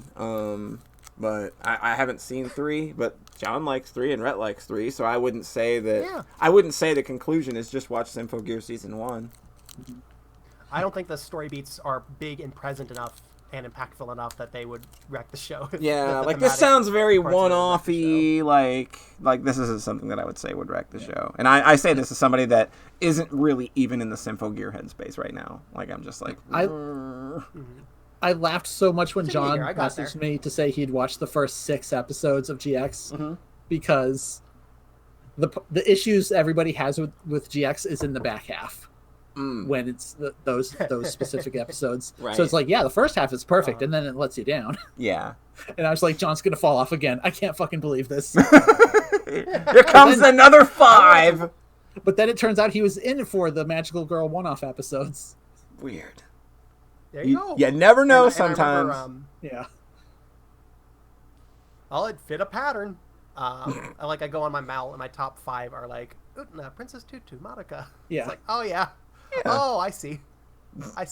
Monica being your decade winner. Yeah, like that's Magical Girl stuff. Yeah. Even though Monica's good enough for that crossover appeal. Yeah. Yeah, and not just the edgy stuff, basically. Like, I mean, again, you loved Nanoha season 1. I love Nanoha season 1. I went back and raised that up. I got peer pressured into giving that a lower score, and I went back and raised it. Who? Definitely not me. I don't think. God, actually, I remember. I gave Mononoke season 1 a really low score. I gave it like you're like, oh, that first half is such It's dog so shit. And I'm just boring. Like, it is. That first half is not good. They made a It's like, movie la, and they la, literally episodic just magical skip that and get right to stuff. Fate. Everything's fine. I'm enjoying this. And then Rhett watched Udana and was like 2 episodes in. They're gonna do this stair thing every episode? I have so little patience. That's one thing, is that the magical girl transformations in Heartcatch are like 80 seconds or something. It is a lot. So That's and a they have budget like thing. the 40-second, and they have like, yeah, of course, and they have like the 40-second super attack. Taylor So that's says absolutely a budget that Prisha Testarossa is the worst anime parent. Let me introduce you to the parents from Shinsekai Yori. Oh God. Please go watch From the New World, the true anime of the decade. Yeah. thing. I will up there. say, Simple I'd say Gear it's like has at some least pretty number bad 2. dads. It's at least number 2. Fate Testarossa parent is like the parent that Fate's arc in Nanoha is literally like Chris's arc if it had room to breathe. So it's like, oh, okay. I think what I figured out ultimately with Symphogear is that, man, I just like Chris a lot, and if they would just give her her own show, I would watch that in a heartbeat, because I just think that she is a very good, interesting character, and I liked her origin story a lot. And just the fact that I know she's not going to get that kind of attention ever again just kind of bums me out. I think that's really my issue with the show, honestly. I get you. Everybody loves Chris, and they didn't capitalize on that. Yeah. Like, she's by far the And I most love popular. Oh wow, that's funny. Yeah, that actually Like, surprises posting me. Great faces. Chris is by far the most popular, followed by Hibiki and Kirika. No, I think Tsubasa and Maria are like the least popular. Oh, well, you're literally talking like, God. You're literally talking sawdust and cardboard. That's those two characters. That's their gimmick. John said something to me that made me so happy that he doesn't hate Maria as much after GX. She has like an episode where she has like a little story, and it's like, it does something. You do a thing. There's appreciate something that. here. You did something. I appreciate that. Just gonna keep posting good faces. I know, you keep like, this doesn't work if it's just in here, John. Nobody can see these but us. And Okay, I'm not well, just I'm not imagine relaying really these to funny. chat. Like, you've posted 12 of them so far, and it's just like, yeah, these are great, but they're not helping the chat at all. Fair.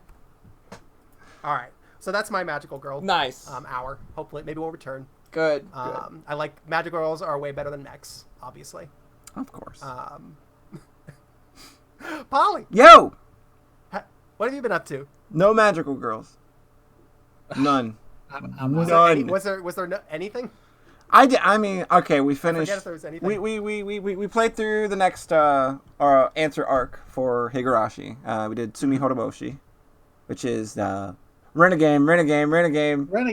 This is the one everybody kind of looks forward to. This is kind of anime wise. This is kind of the climax of season 1. This is the arc that you go in when you notice what this series is doing. When you notice, like, oh, everybody's getting an arc, and everybody's like, oh, Rena's the best character. Ooh, Rena's getting an arc. This is what you're signing up for. You're signing up to get to the end. So we'll be doing a spoiler cast for both Mayakashi and Tsumi Horoboshi at the end of the week with Sayara, Raven, and Jetstorm, where we will go over this in a much more detail and a much more spoiler-fied manner. But we can talk about this on the surface, because Rhett's been going through it as well. He's been kind of living... We have to talk very carefully. We have to talk very carefully, because there are things that we know that we can't really allude to, but we can say, huh, that's weird. So Tsumi Horoboshi is Renegame. We have this game. It's got more of a dual perspective where we're both in Keiichi's head and Rena's head, whereas sort of like the Miyakashi arc was mostly all from Shion's point of view. And the thing about the answer arcs is that each one does something different and unique with the idea of what an answer arc is, along with kind of how it's structured as well.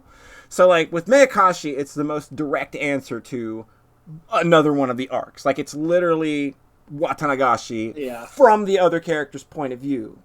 Whereas Tsumi Horoboshi is the answer arc to Onikakushi, but not in a direct way. So we get the same kind of story beats that you get familiar with coming from Onikakushi, where you've got a character who... They start out, they're in this position of, man, life's awesome and I love it here. And then something happens that kind of sends them flying off into a direction that's probably not the best. You start getting a feeling early on, things are going to go bad. Somebody's making some bad decisions. Somebody made a big bad decision. Rena makes only extremely well thought out decisions.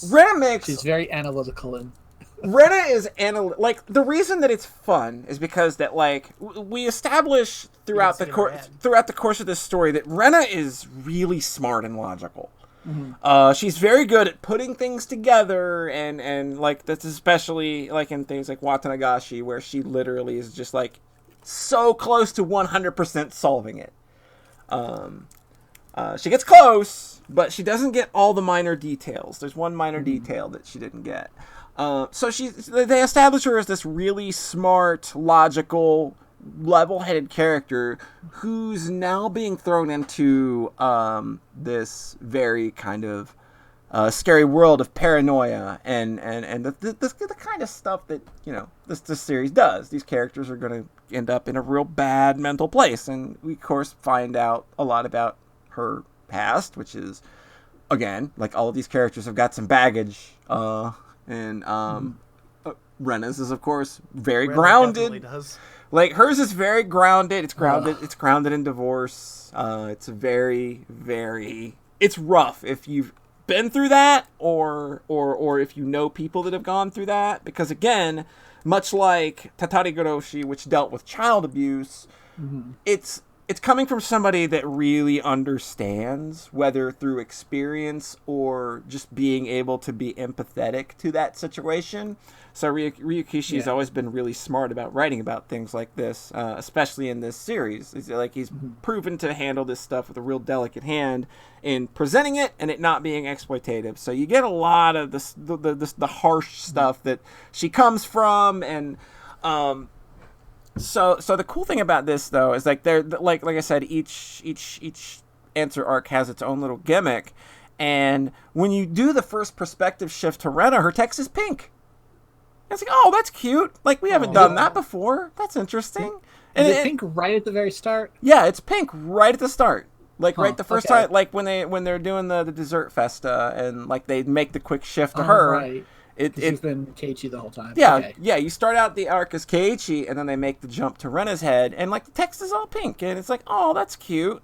And then like as she starts kind of going down this road of, things might not be so good, her text starts changing color, and it starts getting progressively dark and redder, and it's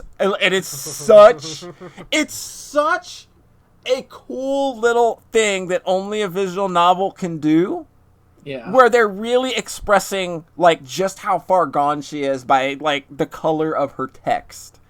Every time you're in narration or when people are talking to her as well. So that like gets your brain to think like, well, are people really saying what they're saying, or is it just kind of or is it through her interpretation of it? And you get that cool like dichotomy with how it ties to Onikakushi.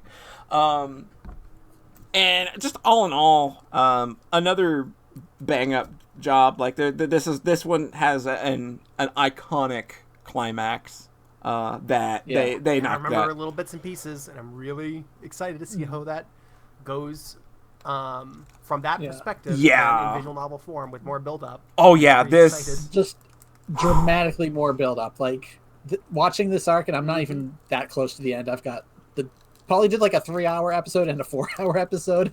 Yeah. So I'm towards the start of that. Like, it's already started to make me kind of like disappointed in how the anime adaptation went with just how much they had to kind of cut and trim from it. Yeah, like Mayakashi, like when they trimmed Mayakashi, like they did it with a lot of repeated footage, and with Mayakashi they dropped some very important plot details as well, and you get that. Yeah. You get that in Sumi Horoboshi as well. You get the heart of what's going on, but there are moments that you run into where it's just like they're weaving some things in very clearly in the visual novel where they either didn't have that time to do so, which these are things that will connect to the last 2 arcs that make them make a little more sense. They either didn't have the chance to work that stuff in, or they didn't put it in because they weren't confident they were getting a second season, and they just used Sumi Horoboshi's climax as like, oh, well, here's your nice big set piece climax for our 26 episode anime. So when they like went on to do Kai, they had to do a lot. They had to like throw 5 episodes in to do like a bunch of catch up to kind of weave those details in really fast before we jump to the next arc. Yeah. The fact that there's a scene from this arc that they cut originally in season 1 and then just had to kind of stick into season 2 because it's real important. It's a very important scene. It's literally like the scene where it's like, oh, that's what this game is. It's the answer. Yeah. But the fact that like I didn't actually remember it being that way just because they had eventually animated it. And then when Polly was like, that's not actually in season 1, I was just like, oh my God, right. They fucked up, huh? Like, the other thing, go ahead. The red text thing is so funny to me because, like you said, it's a thing they can only do in visual novels, and how Umineko also plays with colored text a significant amount. It's real interesting when you think of it in that, like, because red text in Umineko, like we can go ahead and say, like that's absolute truth.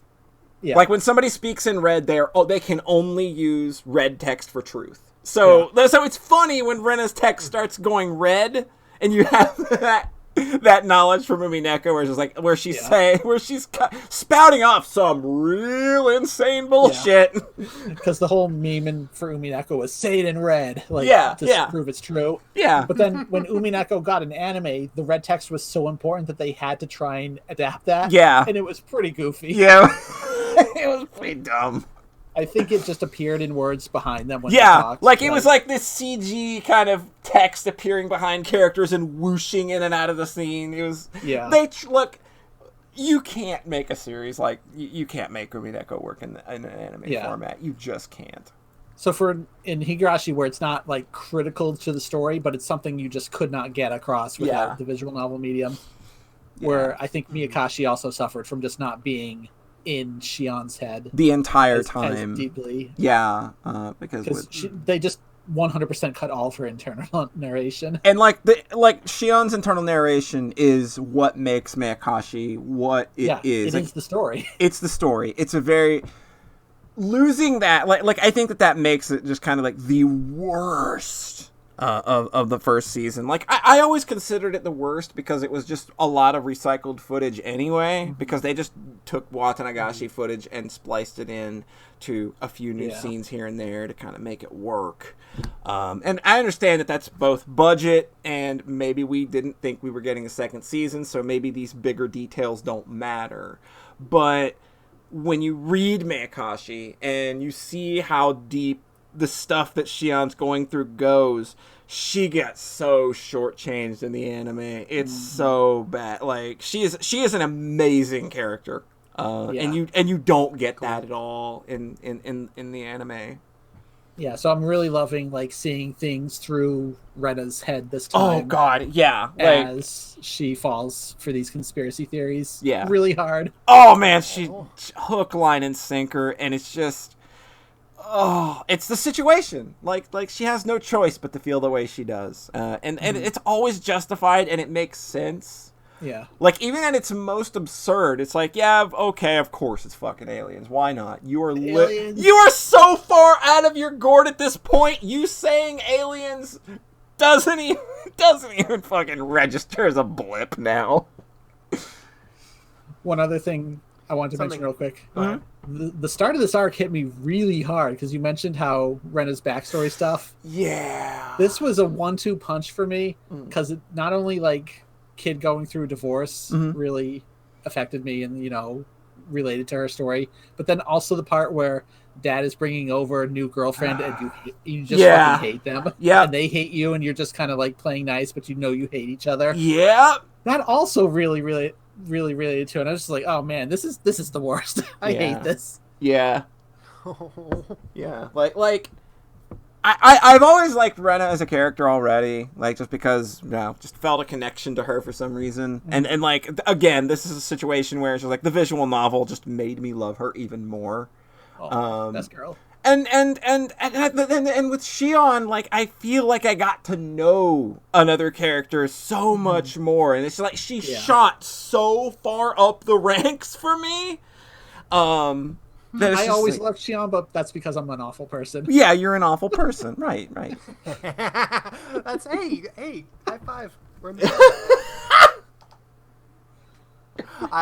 was Mayakashi was I think 16-year-old John's favorite, but yeah, I'm excited. I'm really excited for these two arcs because I remember like the highlights and them hitting so hard as a kid. John, you aren't ready. Just gonna destroy me. You aren't ready for how fucking hard these two arcs go in visual. Like the anime is just like the anime is the lightweight shit. Yeah. Like, it's good, and it'll get you in, and you'll get the gist of the story, and I still think it has impact. The visual novels just give it so much more life. Like, these two arcs in particular... That's been my experience with the question arcs. Yeah, like, these two arcs in particular, though, are just... They hit so much more with the added context of being in that character's headspace, and not having to be, like... Not having to work within being an anime and told from a third-person perspective. And plus, being on the outside. The way Polly is playing it is with the voice acting patch for those actors from the TV series, which I think gives an extra bit of oomph, especially some parts of Miyakashi were just incredibly rough. Jesus Christ. Voice acting added in. Man. Oh, God. Like, it's been that way the whole time, though. Like, Tatari Goroshi had a lot of that, where it was just like, oh, God, this voice acting is literally gutting me. Miyakashi, definitely. But I know John was playing it, you know, pure he's version, using basically. Yeah. And it'll still hit. Well, not the music. No, not the music. I just went with the Steam music because I didn't know I needed to patch that. Oh well. I think the answer arcs they had already moved over to original music. So mucked around very much on the Steam version. Just for me personally, the voice acting is very important. Yeah. And the fact that those voice actors have all been doing those characters since the original anime, and they're going to be doing them in the remake. Yeah, like that's incredible. Like that's so cool. It's the same entire cast coming back and doing everything again. Like like you've got to have a love for this kind of role to come in and put your voice through some of the shit that they have to. Satoko's voice actress is just like, God. Just, I don't know how you continue to put yourself into that headspace mentally and have to do that. Just the wailing and the crying. Jesus Christ. And she's so good at it. She's way too good at it. Yeah. Like Satoko started out as Garbage Goblin because it was haha funny. And then by the time we got to her arc, we were just like, we are so sorry for our words and deeds.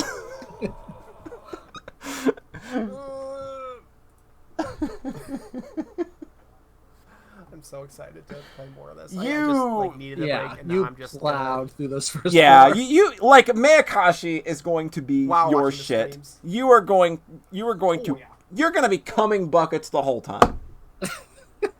When's the last time you heard somebody say "come in buckets"? Huh? 30 seconds. 30 seconds. Last podcast. 10 seconds ago. Yeah, right. Gotcha. You're right. So are we done or 5-minute break? When break. When Rex first started playing Spelunky 2. What? I heard the bucket coming. Okay. So we're gonna take a 5-minute break or so, 3 to 5, somewhere around there. We will be right back. Yep. Cool. All right.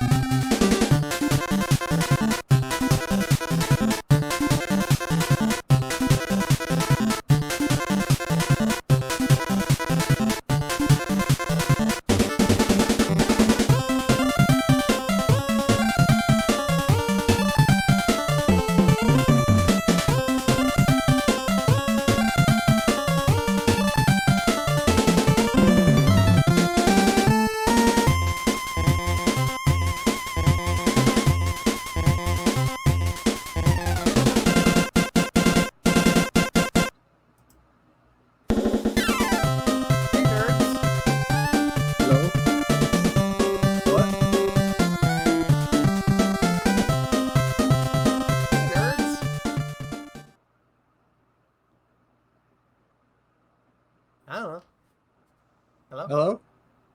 Hello? What? Hi. What do you want? I don't know. Okay. You said 3 to 5 minutes. I guess I maybe came A little back quick, early. yeah, I'm usually honestly.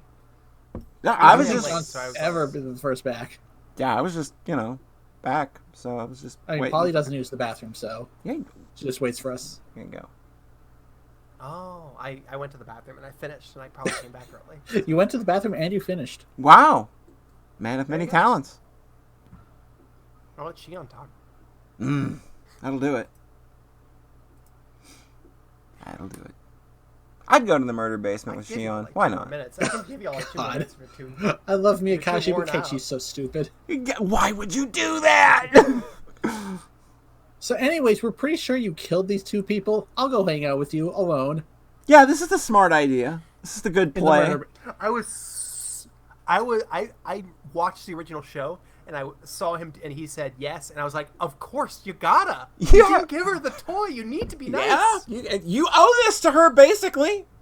That's when John believed in You love. owe this to her. I believed in love. And they got to the bottom of the world and was just like, oh no. Oh, mistakes were probably made. I mean, she definitely didn't Because say I murder was- basement. She probably said murmur basement. Yeah, Like, it's murmur basement. Yeah, We're like just gonna talk quietly in here. yeah, that's all it is. Yeah. Because in Onikakushi, everything went to shit because he didn't trust his friends. Exactly. Actually, This that one- actually okay. That's fair. So now in Watanagashi, he's gonna trust his friends, and Yeah, that's gonna make everything. Turn I out think that okay. that's a fun way, a fun way of playing. It's like, okay, the first answer obviously wasn't mistrusting your friends. Let's try Yeah. fully trusting our friends, no matter what. Yep. Like, I think each arc is showing you a different set of options. Yeah. They're making the decisions. They're making the visual novel decisions for you. Yeah. There's definitely I'm not going to go into specifics, but I think there was an interesting thing that they did by having Miyakashi precede Sumi Horiboshi. Mm-hmm. That's all. Okay. I know. Because information you've gotten in the previous arc Yeah. really informs the second one. Mm-hmm. Even though, like, it is a little weird that Miyakashi, they could have gone in the opposite order, I think. Yeah. Like, if they were just doing one-to-one, Yeah. matching the question arcs. Mhm. But they didn't. They did Miyakashi first. Mm-hmm. Interesting.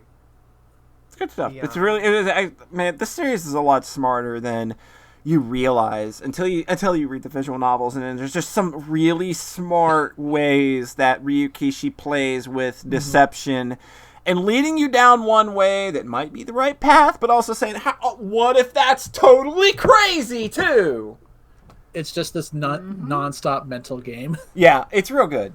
Yeah, I wonder if he was like, and it has such a good heart Yeah. to it. it's so Like, genuine. That's the big thing that comes across, coming from other VNs from around the same time. It's Yeah. just like, oh, this is actually nice. Yeah. This actually has like a really good heart to it. Yeah. And that's really cool. Yeah. I wonder if he was like mad when the anime was super popular, but then people were just like, haha, killer lollies. I mean, yeah.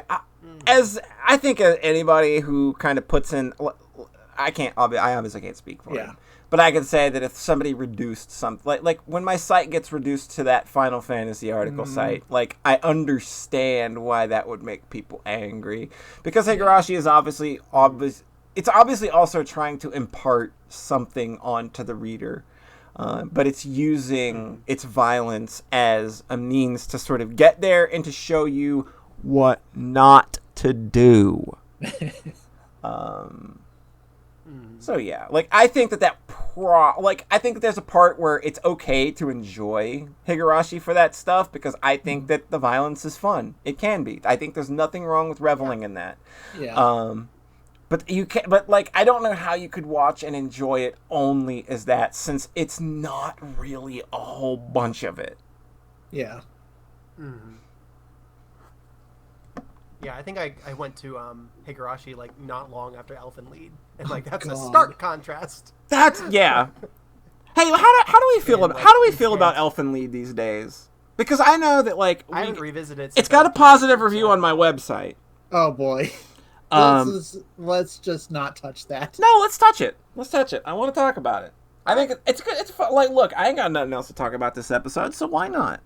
How do we feel? Like, looking back, okay, like this was, I am unashamed to say, it was basically the anime that got me watching anime again in 2006. And me, we did it together. Yeah, like and, this, and yeah, and me. Like I watched Death Note, and then like, cool, this was fun, and then I watched Elfen Lied, and I was like, oh, okay.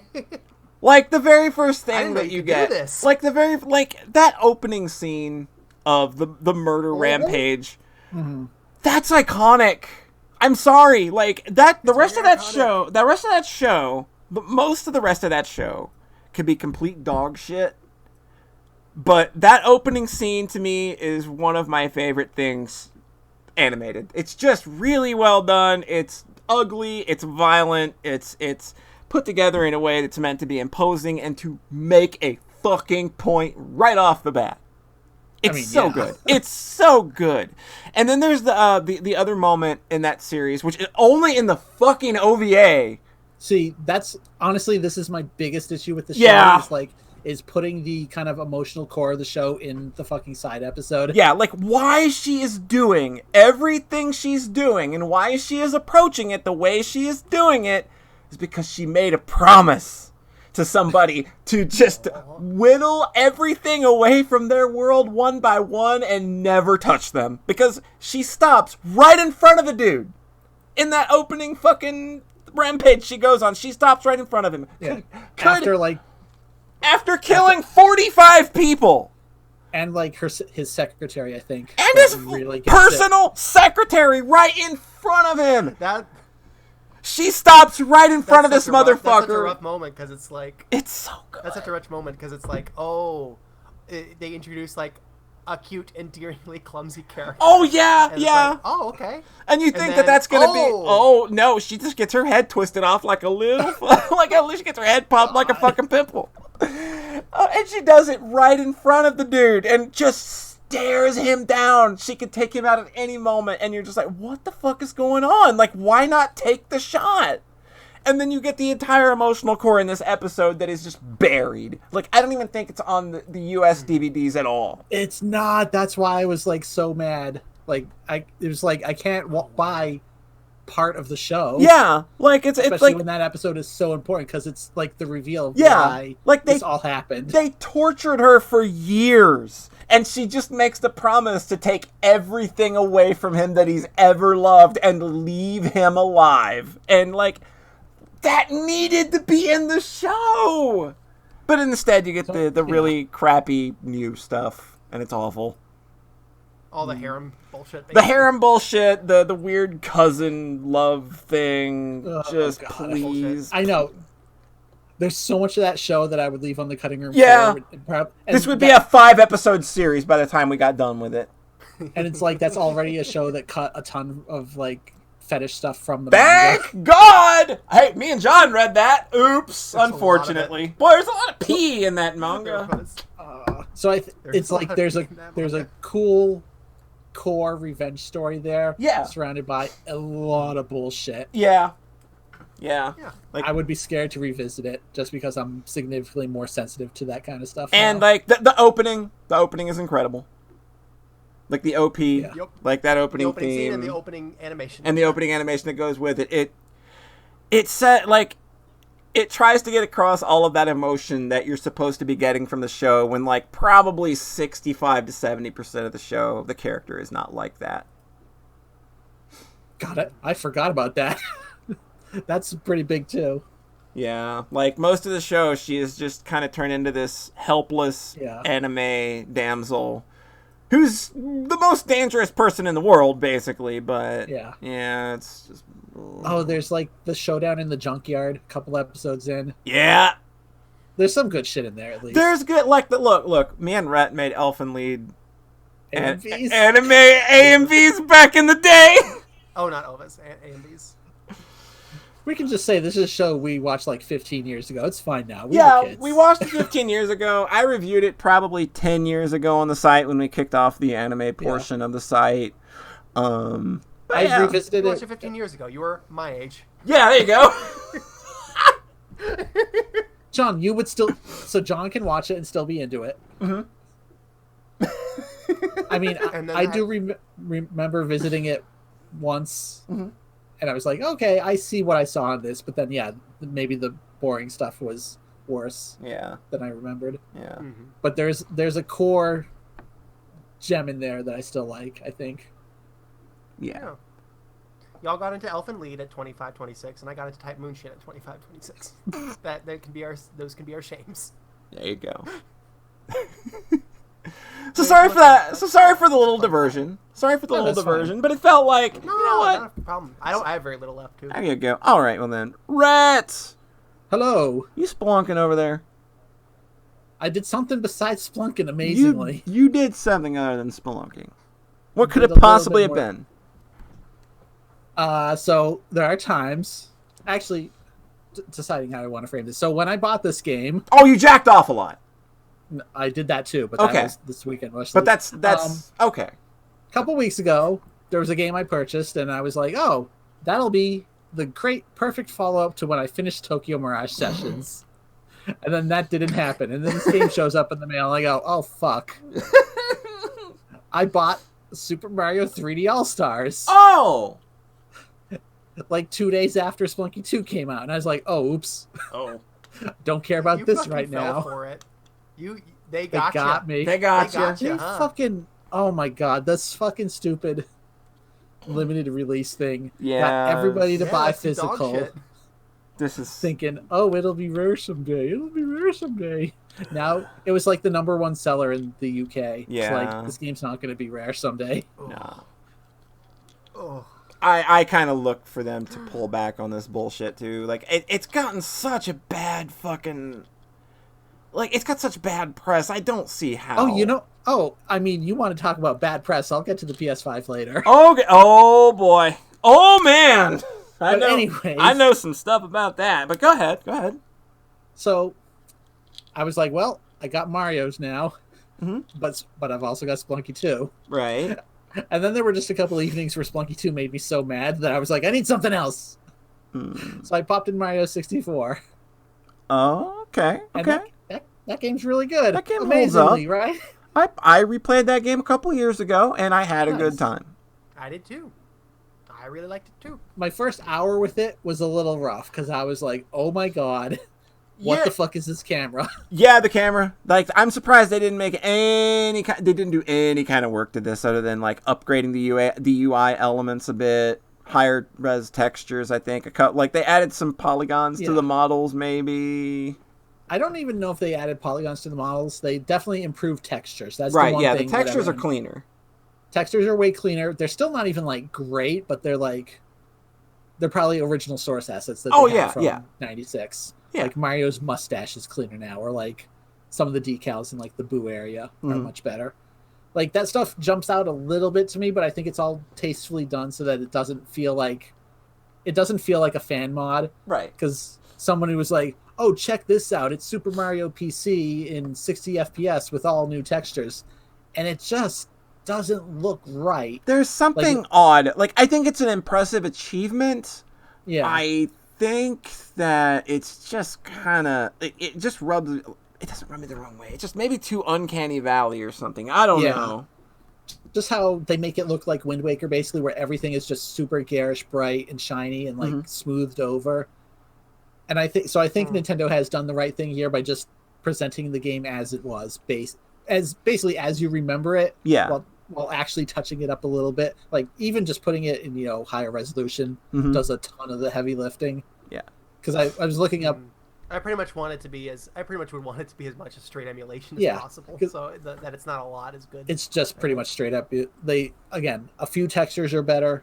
It's straight emulation. Yeah. The text is edited to reference the controller you're actually holding. Yeah. That's it. So they're telling you, press B to jump. It's not A anymore. Oh my god. Beat the game with 0 A presses. Dang. But yeah, the camera is weird, especially because you're using a stick to control it and not the C buttons. Yeah. So, like, okay. That would be weird. There's also that weird thing you have to realize, like, oh, it's only going to register the 4 cardinal directions. Like, certain angles, like you're not getting specific angles with this. no, you press left and it goes, and it moves like 45 degrees or whatever. Yeah. And 90% of the times it just beeps at you and goes, no. So, Lakitu can't do that. He can't move. Not in his contract. Yeah. I love the room with the mirror where you can see him. Yes! It's so good. Because I'd forgotten about that, and it's like, relatively deep into the game. So like I was like, oh right, they're playing up this thing that they mentioned. Yeah, that's always been a cute conceit. Yeah. Mm-hmm. No one is playing 13 Sentinels. I want to though. I'm buying that very soon, but Cold Nice. Steel 4 might take precedence over that first. But When I'm does that come definitely out? I am playing So 13 much. Sentinels this year. Cold Steel 4 is the 22nd or the 29th of October. October. Okay. Yeah. I legit forgot there was a month between now and November. Dude, how could what is time?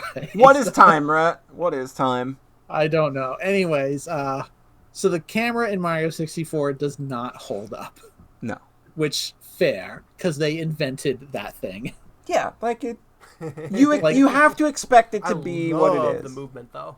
But the movement has its own heavy weightiness Has some heft. that I don't think you get think in the other it's- Mario games. No. It feels so different from like 3D World Yeah. or whatnot, which is like very Snappy, polished. and you can actually Snappy. This is make like, the jumps you want to make. Like Mario has a lot of momentum where like when you're running in one Yeah. direction and quickly pull back, he's gonna take that like you're gonna dig his heels in to kind of like make the turn. And then it's got a satisfying little bit of chunk to it. Yeah. It's kind of like I've seen people complain about NES Super Mario Brothers, like, oh, Mario's so heavy in this. It's like, that's kind of the point. Yeah. Like, I think there is, again, like Super Metroid, where controls that don't completely obey you to give heft to the character, I think can be a good. little more interesting. Like Super Metroid, Mario 1, oddly enough, and I think this all kind of have that heaviness to the character. Yeah. But I also think this game is at its best when it's like not trying to be a platformer. Yeah, like the platforming stuff can be a little demanding at times, but it's more about just kind of like the exploration of the space and how they can do fun things inside of that. Yeah, so that's... Yeah, to me it felt like this game where you're just exploring a bunch of really beautiful little 3D diorama worlds. Exactly, like... And the stars are an excuse for that. That's what I like about this most coming back to, is like, oh, it's an exploration game. Yeah. And not in the sense that Odyssey is, because Odyssey has 1,000 moons. They're fucking everywhere. So there's no... And when you're in the post game in Odyssey, they literally put them on a mini map that you can look at and go, oh, it's there.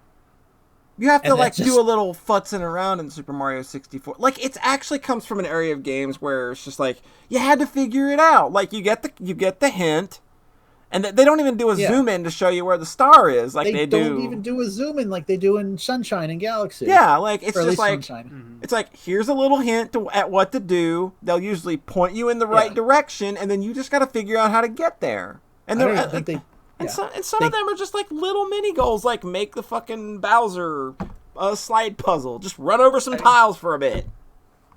That one's actually a red coin, so it's like it's not hidden at all. Yeah. It's just do the red coins in this level. But yeah, each world just has 6 stars and the one for getting 100 coins, and one of them is always red coins. So it's like 5 little puzzles. Yeah. Or goals to do. So I'm surprised These how big, quickly pretty you can cool bang maps. those out. Like, but even then, like, there's just a little bit of mystery and puzzle to each one that I just felt wasn't there in Odyssey. Yeah. Because in Odyssey, Wet Dry World, when I played Wet Dry World and I figured out the red coin is a whole little different area in there, and when figuring out how to get there, it felt that was like the big standout moment for me on my replay, was just like, oh, there's just this whole thing here. Yeah. And I only know about it because I really explored, and this feels so nice. I love this. for some reason, Wet Dry World was like my favorite one as a kid, even though it's like intentionally empty and kind of creepy, devoid of life. And then you go through the thing and there's just like this abandoned city on the other side of the map, and you're just like, what? It's that mystery and exploration I think is the best part of that game. Yeah. Even though I think, and it's something World kind of touched on, because when it was focused a little more on exploration, and then they just kind of pulled back and made that the whole game basically. Yeah. And they made swimming levels fun. Yeah, I love the swimming levels in 64. I saw someone complaining that the swimming feels extremely good, but they don't actually really do anything interesting with the swimming, which I kind of get. Yeah. But like again, it feels very good. It's very it has that heft. Yeah, it takes you a couple seconds to get the hang of it because it's still a little unorthodox when you first get behind it. But when you figure it out, when you get the right rhythm for swimming, when you figure out how to turn, like it feels fine. Yeah. Oh no, it feels fantastic. Yeah, like those water levels are really nicely put together. Yeah. And they have that beautiful music. And Yep. Oh. Like I can literally hear it. I can literally hear it in my head. Yeah. Oh, and then you get on land and it adds the drum beat. Yes. So yeah, this game holds up except for the camera. This did make me. I think this made me want to seeing all these clips made me want to replay 64. That's the other thing that I thought was extremely funny is like this. Like Super Mario 64 never really left the public consciousness because of speedrunning. Yeah, never. It's like we've seen people playing this game for 25 years. I guess 24 since it came out, but But like having people like me and just other people playing it for the first time, practically since it came out, and just posting these 30-second clips of dumb shit that happens. Yeah, that's just such a weird like game out of time moment. Yeah, where it's like old meets new of like this game from 96, but now you're able to just immediately post a video of it of like, here's a weird way I bonked and hit my head on the platform and fell into lava. Or like somebody just gusting up on the wind and then a guy grabs him and immediately throws him off a cliff. Like always dumb good shit like that. Super funny. Always good. But it's just wild when you can just immediately clip Mario 64 and throw it online. Yeah, that's awesome. Yeah, I'm enjoying it. I actually have 69 stars right now. Yeah, you do. Nice. Didn't do that on purpose. I was just trying to beat the game, and I was like, oh shit, it's time. Because like you said, 40 minutes till we start the podcast. Yeah. And I played Mario for about 35, and then went, oh fuck. Oh, well. Like I got so completely absorbed, I like literally forgot what time it was. So you're doing all 120? Hell no. Oh, okay. This game's hell no. Game's got a lot of content. A surprising amount of content, but also like the 100-star stuff starts to get a little annoying. So I think being able to skip the ones that you're like, no. Right. Like, because I kind of want to do the 100% at some point because I've never made it there. I definitely did as a kid, so I don't feel bad about skipping it now. But one of the ones I tried to go for 100 coins, and then I ended up with 96, and I just went over the whole thing like 3 times, and there were no more coins. And I was like, well, cool. Because that's the other funny thing is that like the levels are very deliberately designed to only have about 100 coins in them. Yeah. That's funny. Yeah. I will say, what's with that second ice level? It kind of sucks. Yeah, that's kind of one of, like, because they basically have like 8 themes and then they kind of repeat them in the back half, and the ice one is kind of The ice one is it's so weird because the first one is like almost those first 4 are like kind of the iconic levels. Like I'm obviously not going to say it's more important than like Bob-omb Battlefield or the Thwomp Tower one, but like it's got the slide, it's got the penguins, it's this big open mountain. You start at the top and lots of ways to explore. Yeah, like the first ice level is like one of the best. Yeah, it's really good. And then the second one sucks. Yeah, it's just kind of funny. Yeah, it feels like that one kind of suffered from near the end of the game. We're on autopilot at this point. Like the big beats have already been made. Nice. See, I still like a lot of the back half stuff, like Tiny Hug Island. Tiny Hug Island. Tiny Hug Island. I love TikTok Clock. Like that's such a fun concept. Yeah. Being big or being small. And like TikTok Clock is interesting because they were going for something really vertical. Like that's a ballsy decision when you are just kind of developing 3D your 3D engine and just like, all right, can we do, because that was like something they wanted to do with the original Doki Doki Panic, is it was supposed to be 100% vertical, but they couldn't make it work in a way that felt good, and making levels for it wasn't fun. So that's why Doki Doki Panic is a mix of the two. So being able to do TikTok Clock in full 3D and like doing an entire vertically aligned level like that at the time is really, really cool. That one is so weird because I go in there and there's fog, and I'm like, oh, game didn't have issues with draw distance the whole time, and all of a sudden, like, you can barely see like 5 feet in front of you. Yeah. Kind of weird. It's like Demon Souls. Yeah. Yeah, there you go. Step through the fog gate. Also, that one, that's a motherfucker, because that one's all platforming. Oh, yeah. It is 100% platforming 100% of the time. Which, again, is kind of my least favorite. Are so fucking cool. Yes. Also. It's very cool, but... so the Bowser levels? I love the Bowser it's levels. Pure platforming, but those levels are... Those ones are fine. I think TikTok Clock's just really hard. Yeah. But, like, I think my favorites are still, like, the big exploration ones, like Wet Dry World, and there's the one in the caves. There's the mountain.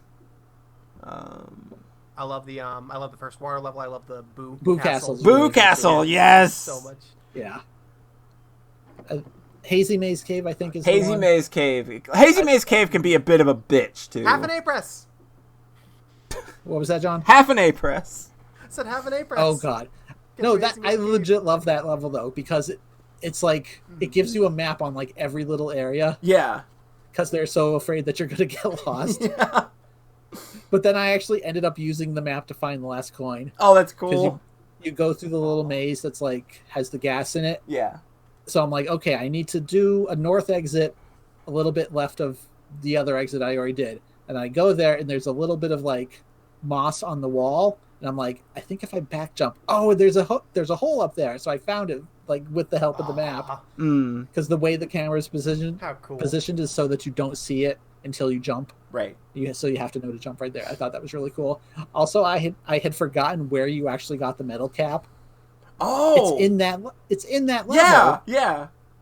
It's so weird though, because it's like the first two are like castle things, and then that one's just in the level. So I get that, and I'm like, what?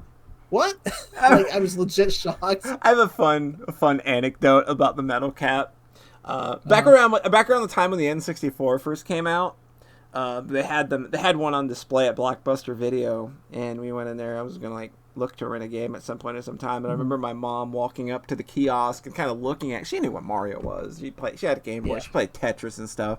So she's like looking at this, and she's like, "It's 3D now." So she grabs the controller, starts playing, and she gets the metal cap and immediately sinks to the bottom of a water level. What the hell's going on? Just as loud as possible in the store. It just caught her so off guard because you immediately fucking plummet. Oh my god! It was just a fun little moment. That was like one of those little dumb anecdotes that stands out. Just thought it was really cool. I just thought it was really cute. So yeah, I wanted to revisit this one first before I just jump into Galaxy.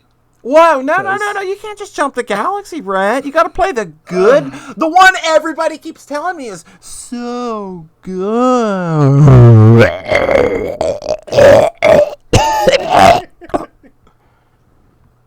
Does Nintendo know how we feel about Sunshine, just the general public? They have to, right? Because, like, you fucked up when everything I've ever heard about Sunshine is that, well, the levels where you don't have FLUDD are good. So, like, yeah, the levels that are the best are the ones where you don't have the core mechanic of the game. Right. Yeah. Oops. Yeah, we fucked up. Oops. FLUDD isn't fun, like, at all. Even now, I'm watching people stream it, it's just like... And if people just struggling with controls. I mean, part of that is because it's significantly different from the GameCube controller. Right.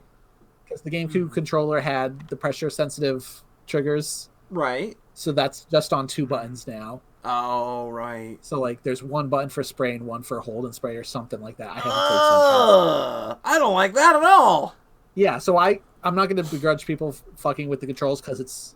I think something that was inverted in the original is also non-inverted now, and you can't change it back. Oh, God. Like, I'm thinking about that. Like, how do you do Galaxy? How do you pick up star bits in Galaxy? The controllers have gyro. Because I'm thinking, like, okay, if you're in handheld mode, do you just like move the fucking system around, or? Probably or actually in handheld, there's also the touchscreen. God, that would be bad too. Just like having to take your hand off and like rub the screen. Hey, you know what? This is why they didn't port Galaxy 2. Probably. Like, Galaxy 2 requires a lot more of that. Exactly. Everyone's like, "Oh, Nintendo's so lazy." It's like, guys, Yoshi literally wouldn't work. Yeah, like it would be too much. Yeah, like I understand why they had to nix it because it just wouldn't be comfortable to play. Yeah, I was thinking about that how I would I was thinking about how I would play that because like I have a friend that's got a Switch and I was watching them play it and I've got a dock in case I ever want to use a Switch. So but I was just sitting there thinking like how in the world how are you playing Mario Galaxy handheld but when it requires like because it's got those fucking gyro levels where you've got to hold the controller straight up and move the ball, right? Those are in one, aren't they? I'll find out eventually. But I just remember 2 has way more because of Yoshi and stuff like that. Right.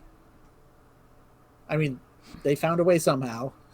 But I think 2 would have just been too annoying for. Yeah, like Yoshi does not work with that at all. Yeah. I do like the idea of spinning by just pressing Y though. That sounds great. Oh, thank God they did that. I forgot that you had to fucking waggle to spin. Yeah. Mario 64 is hilarious because it's like, this is a game that has always been about jumping on enemies. Yeah. And one of the first tutorial prompts is just press X to punch. To punch! Yeah. Like Mario just fucking punches in that game. And kicks. Yeah! Punch kick. He has a fucking combo! He has a combo. So in other games, it's just a little more gentle, like, oh, he throws the hat, or he spins. Like, he's not fucking just punching. And his fist gets really big, too, so you can see where the hitbox is. It's really good. Like, it's one of those early tricks of 3D animation that makes it work, and it gives that game character. Yeah, but just conceptually, the fact that they were like, listen, the platforming is not precision enough to have you jumping on every single damn Goomba. No. Just let him punch them. Yeah, just let him punch them. Yeah. And you got enemies like the bully, where you're just wailing on him to push him into the lava. Yeah! Bully the bullies, baby. It's literally what it's called. Yeah, it is. It's so good. So, God, Zach mentions the blue coins in Sunshine, and like I played a little bit of that, and the camera and the flood stuff didn't actually bother me so much, but like the blue coin stuff and whatnot. The blue coin stuff is so esoteric. The blue coin stuff is is literally by the strategy guide bullshit. I've seen so much bitching about those because, you know, the people that are trying to do 100%, even they can't apologize for Sunshine's blue coin bullshit. Yeah. I saw a hilarious thing, though. Apparently one of the big gaming sites put up a guide video and covered 239 of the 240 blue coins. Oh, no. So I see somebody posting, hey, I followed this guide. I'm missing one. Which one am I missing? Oh, my God. That's gotta be hell. Apparently, there is a way to narrow it down. Like, you go into this menu and press L, and it'll show, like, by area. And then you figure out whichever one has 9 at the end, it means. Because there's always, like, 30, 20, or 10 in an area. Yeah. So they were able to figure it out, thank God. But, oh, wow. Could you imagine if it was just straight up, there's 240 and you missed 1? Like, fuck this shit. I'll probably look at Sunshine just to see how it feels after playing 64. Gotta get past that intro because that is rough. That's probably gonna be my favorite part because I can laugh at it. Yeah. But yeah, all the flood and third person shooting stuff. Like, how is this Mario? Like somebody going, "Oh, I wish I was cleaning goop up more." Like, what? Yeah. I want to be platforming. What are you talking about? Yeah, like the biggest thing I remember when I was watching, like when that game was coming out, and like the biggest thing I remember was like, oh hey, there's that one big platform in one of the first or second area where it's like it's a big mirror and you're jumping on it and shooting things off into the distance. I remember seeing that and thinking, oh hey, the game might be cool, and then you buy the game and I'm like, wow, I've never felt more depressed about $50 going right out of my pocket. Oh, I want to hook up my GameCube just to see how far I got. Like, I know I beat it. I don't know if I 100%ed it though. Oh god, that would be nuts if you did. But like, I know, like, you were super into GameCube back then, so it would not surprise me if you 100%ed that. I'm scared. I think, What if it says I think we 100%? need to know. I think we need to know, Rhett. I think you got. I think you got. You Okay, still I got you, a little project for after the podcast. You got a Wii, right? You just hook up the Wii. Hook up the Wii. Put your thingamadooter in there. Put your. I think the memory cards are probably in the GameCube, so it won't matter either way. All right. I've both though, so it's not a problem doing it. I'm just lazy. Yeah. That's a big problem. It's a big problem. So I'll go through this quickly because we talked about Mario longer than I thought. Mm-hmm. I'm mad about the PlayStation 5. What the fuck are they doing with pre-orders? Oh man! Like they promised. Can you fill me in? They promised back in March that like we're gonna have adequate supply. We're not gonna spring the pre-order on everybody one day just out of the blue. We're gonna make sure that there's a full plan in place so that when pre-orders are live, there will be absolutely no confusion and everybody will be able to get one. Rhett, tell the world what happened. They sprung the pre-orders and nobody got one. I was watching Gigaboots. They were watching the press conference or the press rollout that they were doing, and there was doubts that they're not going to announce pre-orders right now. They're not going to say that this thing's available for pre-order. And right at the end of the show, they found out through Jeff Keighley, I guess. Because I guess he's Sony's press arm now. Because apparently he had a better show than Sony did on his Twitter feed. Like Jeff Keighley for some reason had all of the information, including pre-order information, and so like they're going through and they're looking at Twitter, and it's just like, oh, by the way, they're going to be going up for pre-order at about 6:00, and it's just like those guys live in Florida, and there was a hurricane, and all their GameStops were closed. And it was real funny watching people freak out about not being able to consume the latest fucking hardware. Like, oh my god, you people, calm down. It's plastic. You'll get it at some point. I want it now. So are you on that train? Are you day one PlayStation 5, Rhett? Is that what we're So here's the thing. I'm mad about the PlayStation 5 because I realized I'm mad about the PlayStation 4 Pro. Because basically, if a huge part of playing the first party games is the graphics and having them look as pretty as possible, the fact that they introduced better hardware halfway through the cycle really put a damper on that for me. Understandable. Yeah. Like, it's just this mental thing of going, well, I could be playing this at either a higher frame rate or a higher resolution. But I'm not, because I'm the second-class PlayStation regular owner. Yeah, I noticed, because I had played Cyber Dimension Neptunia on 2 different models, and I noticed that when I got my Pro, it was like, oh, this loads in 30 seconds and is actually a much better frame rate. Oh gosh. It's kind of ridiculous that there is actually this big of a difference in one console generation that's basically the same console. I think that game feels like an outlier, honestly. It probably is. It probably is. Because it's Idea Factory and they didn't fucking optimize it all or whatever. Yeah. But yeah, I remember you telling me that game was a mess on the base PS4. It was bad. I could not play it on the base PS4. It just felt terrible. So yeah, then you have situations like that where they really only cared about making it playable on one of the platforms. Yeah. So basically, I haven't really played any of the big exclusives for 2 years. Yeah. Because as soon as the PS5 became an inevitability, I was like, oh, I'll just play them when I get a PlayStation 5 at launch. Right. And so I haven't played Spider-Man. I haven't played God of War. I'm several years behind. Mm-hmm. The one time I broke was for Final Fantasy 4 or Final Fantasy 7. Right. Yeah. I was like, this one's too important not to play right at launch. Yeah. And to their credit, they did a great job on the base PlayStation 4. Oh yeah. It was fine. Mm-hmm. But in general, I've just been kind of twiddling my thumbs in it, and a lot of VR stuff as well, where it's I'm sure this VR stuff will get a big boost on the PlayStation 5. Mm-hmm. And then so them fucking up pre-orders is one thing. And then them announcing Spider-Man Remastered is another thing, and just how, paid upgrade, fuck you, $70 games. What do you make of games like the new Horizon actually being cross-platform?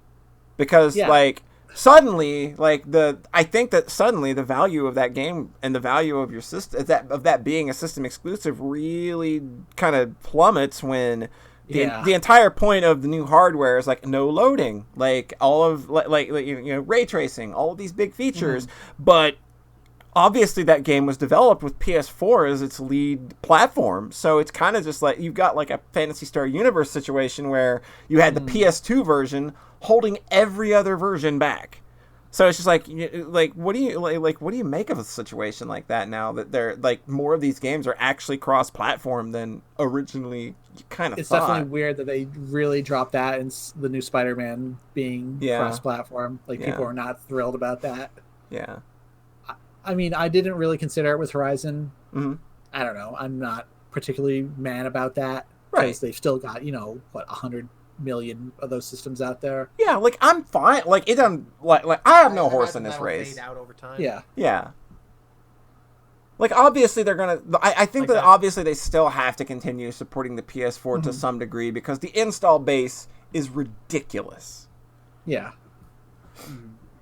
I think it's annoying for me because in my head I was just like, oh, and then they're gonna announce all those exclusives from the last couple of years. And they'll all run 4K 60 FPS on the new hardware. Right. Free patches for everybody. No. And the first thing they do is go Spider-Man $70 because the remaster only comes with Miles Morales. Yep. You can't get it separate. The fact that you can't get that separately is ridiculous to me. I'm sure after March 31st, 2021. Nintendo will start selling Mario's piecemeal, and actually they probably won't because they're crazy. I'm sure at some point they will sell it piecemeal, but right now, just $70 games in general and a $500 console. It's made me be like, ugh. I waited all this time. Is that how much it is? It's a $500 console. Gotcha. Controllers are going to be like $80. Like man, just for me, it's just like when you start talking those numbers, I'm just if I need new hardware, I'm just building a new PC. I can run this thing to my fucking TV and still play it in the same comfort as I would a console. So it is not a fucking issue. The one thing I saw people like legit get mad about is that a PlayStation 5 game you have to use the new controller on. Oh, this is real stupid. Which I understood, but then it's like, well, wait a minute. Horizon 2 is cross-platform. So you're able to play a version of it with the PS4 controller, but you're still saying you can't use that controller on the PS5. That's kind of weird. Yeah.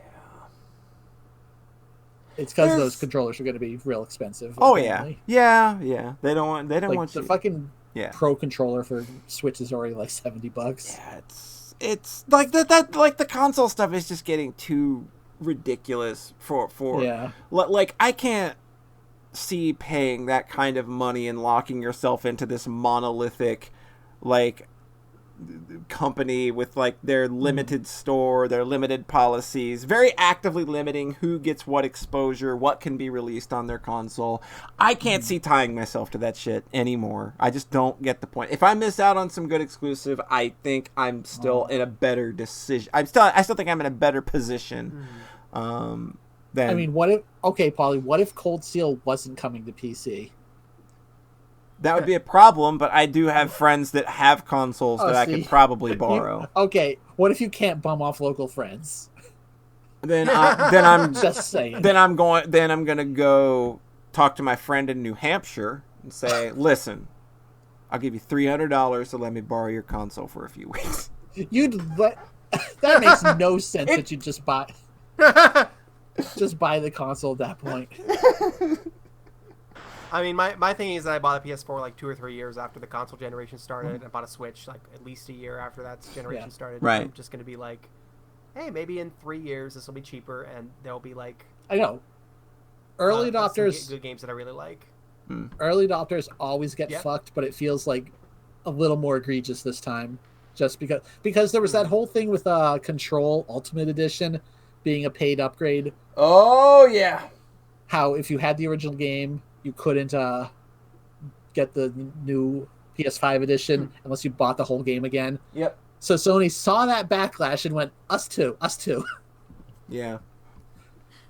Like, it's just, I don't know. It's frustrating for some dumb reason. I thought they were going to do the right thing, and they absolutely didn't do the right thing, because PR doesn't matter anymore. No, like, well, they've realized that you're dealing with an audience of people that all you got to do is show them another flashy thing, and then they will forget about the dumb, horrible, evil things that you did, like at Ubisoft. Like, oh god, who fucking cares about the abuse allegations and shit that went on at Ubisoft, or that Michel Ancel left the company because some real weird shit popped up about him? But, you know, Ubisoft is like, hey, everybody, guess what? Here's like a big precedent of a bunch of new games. And oops, we forgot to put our apology at the first part of it. Oops. Conveniently just forgot, guys. Sorry, it was a big accident. Yeah.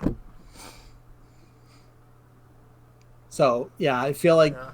Plus, none of us are that invested. None of us are that I feel like I new wanted AAA to be that releases. invested Yeah, in getting the PS5 at launch. I think that Rhett still wants to be invested. I think that, like, if the opportunity arises, like, he's going to have a PS5 opening week if he's able to. Like, and I'm not, like, it's not me throwing shade or anything. Yeah. I know that you want to kind of go ahead and buy in on this, and I know your reasons for wanting to do so. It's fine. That's totally cool. So it's frustrating when they've done almost everything to make me disinterested. Yeah. Because then it's like, yeah, like John said, like, there's not really much at launch. Like, oh, Demon Souls again. Like, that's the big launch game, is a remake of Demon Souls. But it looks busted. Instead of, it doesn't look like Demon Souls. It's got ray tracing. It's got, and like, I think that, like, this is like the, hey, guess what? The mainstream's gonna really dig into Demon Souls, because now it looks more in line with, it looks less jank. It looks like they kind of sucked all the character out of it. So now it looks less jank. It looks big budget. You're gonna get a lot more eyes on it now. Like, I think that thing's gonna do gangbusters, honestly. Oh, for sure. I mean, Souls is a known quantity now. Yeah, it's gonna. And they've got what. Yeah. And Demon Souls and a bunch of magic, I think. I think a bunch of the magic of the original game is still going to come through. Absolutely. I mean, I'm glad I've played the original game. It's just like, when you look at the proposition of buying a new console and a $70 game, and like, for a remake is kind of insane. I winced enough buying the new Mario pack. Yeah. Like, that was $60. That's not $570 for PS5 and Demon Souls. Yeah. That's crazy talk. Yeah. It's like, oh, am I really going to spend $70 on a new Ratchet and Clank? I mean, it's got some cool looking shit. I ain't gonna lie. It looks cool, but again, there's something mental about this $70 that has really pissed me off, actually. Yeah, like, it's enough. I'm absolutely not paying $70 for a video game. I begrudge $60 enough. Yeah, I'm not paying a whole bunch $70. of my recent games I got at Walmart just because they usually sell them for $50. Yeah, like, if there's a game that's coming out that I really want day one, even if it's $70, nope, I can't. I'm not gonna break that principle. I can't do it. Like, I will buy it, like, when it first goes on sale. Yeah. So I just have so little urgency. Oh, definitely. For any of it, so I'm just. It's so stupid because I look at my backlog and go, "Oh, I've got hundreds of games to play," but there's something about the new shiny. You want the new shiny? Okay, I am done for this episode. All right, John, got anything else to help us wind down? I mean, this is a little thing, but yesterday, I bought the Castlevania collection, and then One Life cleared Castlevania 1 for the first time, and then One Life cleared Castlevania Adventure for the first time. Oh, nice! Is that the one that they just put out on GOG, or is it the one that came out, like, last year with the Contra? It was the one that came out last year. Okay, yeah. The one on GOG is weird because it's not all those games. It's just it's Contra and Castlevania, but it's only like Contra and Super C for. I looked. I don't know why. I looked. I have this original boxed version on DOS. I have this. I looked at this. I thought that this looked familiar as fuck. Oh my god! Because they sold this at Walmart for like $10 back in like 1998. And because I remembered buying it, and I was like, I know that I've seen this collection somewhere. This did not just come out of fucking nowhere. So I went. Okay, that is And we look at their storage and like, son of a bitch, I have that. Will you please post a photo? That's amazing. Sure.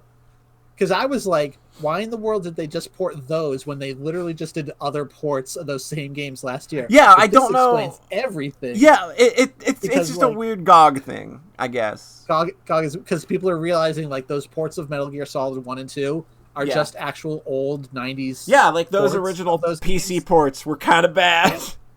Yeah, I think they realizing like also these are actual bad ports that don't controller. I think issues. they fixed. I think that they at least did some stuff on the back end to try and fix the controller issues to make it work with modern controllers. Yeah. I think that's about the only thing they fixed. But people trying to play Metal Gear Solid with a keyboard and mouse, what are you thinking? That's not what these games were ever made for anyway, and there's no reason that they would ever make that concession. So, yeah, the realization, though, is that they did not put work into... I'm sure GOG put work into these sports. Konami did not. Oh, no. They just licensed out what already existed. Yeah. I think that's important. Yep. But I had no idea that the Contra and Castlevania Contra collection is actually an old thing that's really funny. Like, it's just a thing. Because, like, when I saw that, I was like, I know. I have that, don't I? All right, John, we were sorry to interrupt you. For the record... No problem. For the record, that collection does not have Castlevania Adventure, so it's basically busted. Yeah, it's... what's even the fucking point? Yeah. But yeah, I have a friend I go back and forth on talking about Castlevania and challenge runs, Durante, and they finished their first challenge run. They did a 1cc of Rondo of Blood, and then I was like, oh, that's so nice, and I complimented them a bunch, and then I was like, I've never done a challenge run. Maybe I can kind of show this friend up a little bit. And then I went and bought this collection, and I spent the day. I beat Castlevania 1. I'd never done a challenge run. I sat down to play Castlevania 1, and then I beat it in 1 credit on my first try, and then I missed it on my second try. Yeah! And I was like, okay, I knew this game a lot better than I thought. Yeah. I pretty much got this one down. Get the holy water from stages 4 through 6 are a breeze. Yeah, I don't think I've died on stage 5 in my last, 10 playthroughs or something. It's just...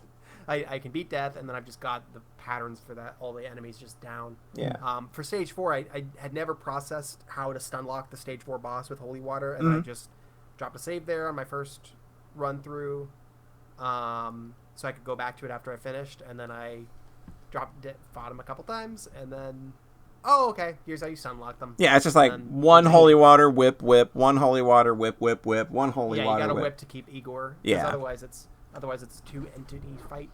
Yeah, that's how you do Medusa too. Is you drop 1 holy water, do 2 whips, drop a holy water, do 2 whips. It's very straightforward. Yeah. So I love Castlevania 1 to Bets. That's one of my favorite action games. It's a good game. Yeah. It's just rock solid pacing. It's a very thought out, cool setting. It's got clumsy moments, but it's a 1986 NES game. Right. That's another game with heavy, deliberate movement. Oh, yeah. Even significantly more than the others I mentioned. Yeah. You fall off a platform. It's just boom. You practically flash to the bottom of the screen. You barely see a fall. You jump and can't move in the air. Yep. Yeah, I think CV1 is my favorite Castlevania game still. I think that's where I'm at. I just love it to bits. It's got everything that I love about Castlevania, and it's just in a very fine-tuned package. And then, of course, I went to the logical next step for someone wanting to deep dive Castlevania. I went to Castlevania Adventure. I don't know if I've ever mentioned this straight up on here, but I got deep into Castlevania Adventure for a week right after my parents set it up. Yep. I remember. We remember that was a big Castlevania binge for a long time. Yeah, and it started with CV Adventure, and that was what got me. That, and so I'm always going to associate CV Adventure with being a very comforting blanket in a tough time. That game was a little harder to no miss than CV1. It took me 6 tries. Do you think it's because it's a harder game, or just you weren't as familiar with it? Oh, I'm very familiar with it. It's because, unlike CV1, CV Adventure has mercilessly strict jumps Oh yeah. that Oh, are right. very close to pixel perfect. Yep. And it wants you to make them quickly. And it's just got like, I don't know, like 10. No, it's got a handful, a lot of jumps like that. And every single run I lost because I just missed a jump and then plummeted to my death. And it was just extremely precise. God, that's like a thing for Konami Game Boy games at the time, because I remember one in Teenage Mutant Ninja Turtles: Fall of the Foot Clan that had a jump like that. And I know that Operation C has one in the jungle at the top of the waterfall when you get up near after you go through the vertical area. There's like a one. Oh my god, I can picture that. Yeah, it's a pixel perfect jump, and it's literally you got one frame to hit it. And isn't that the one where if you wait for like 30, 40 seconds, a little platform pops up over it? What? Wasn't that like a video that got passed around like earlier this year, and people were like, I never knew about this. What? I'm gonna have to look at this. I'm gonna have to check this out. If that's because I thought that was really funny. There's just one developer that couldn't make that jump, so they just programmed that in as an Easter egg. Oh my god. Mm-hmm. Pulling out my Game Boy after this show. But CV Adventure is very strict. Mm-hmm. If you can get past that, I think there's a lot to offer. Mm-hmm. Because it's stage 3 is like this 6-minute trial from hell where first the ceiling is constantly almost falling on you and you're racing it. Then the floor is rising up with spikes and you're constantly raising it. And then the wall's coming from the right and you're constantly racing it. It's just like the 6 minutes of straight, non-stop tension. Yeah. Where you're just chugging along and you're trying to go as quickly as possible and make these very tight jumps, and just get this choreography down. And I like it. I think it's got a nice little flow to it. I like a lot of the set pieces in stage 4. I like a lot of set pieces in stage 1 and 2. There's a bridge in stage 2 I think is extremely cool, where you're whipping eyeball enemies, but if you hit the enemy in front of you, it blows up and it destroys the portion of the level under it. All there's right. a tight jump to make. But if you destroy an eyeball and it breaks the bridge, then any eyeball behind it will roll and not hit you because it goes off the bridge. I can't It's remember. a very cool set piece. I can't remember if the Adventure Rebirth kept that little set piece or not. It kept very little from it. Oh no! Yeah, like the Adventure it didn't Rebirth. have any of the music. Yeah, the Adventure Rebirth is an interesting thing, at least. God, It's not for fans of adventure. No. It's like they tried to fans. they tried to reimagine it in a way that basically took away all the teeth. They took away all the teeth and all of the things that made it kind of a special Castlevania game. Yeah. Like there's no sub-weapons. That's interesting. That's a weird choice. Oh, it's cool because everything in the game is built around your whip. Yeah.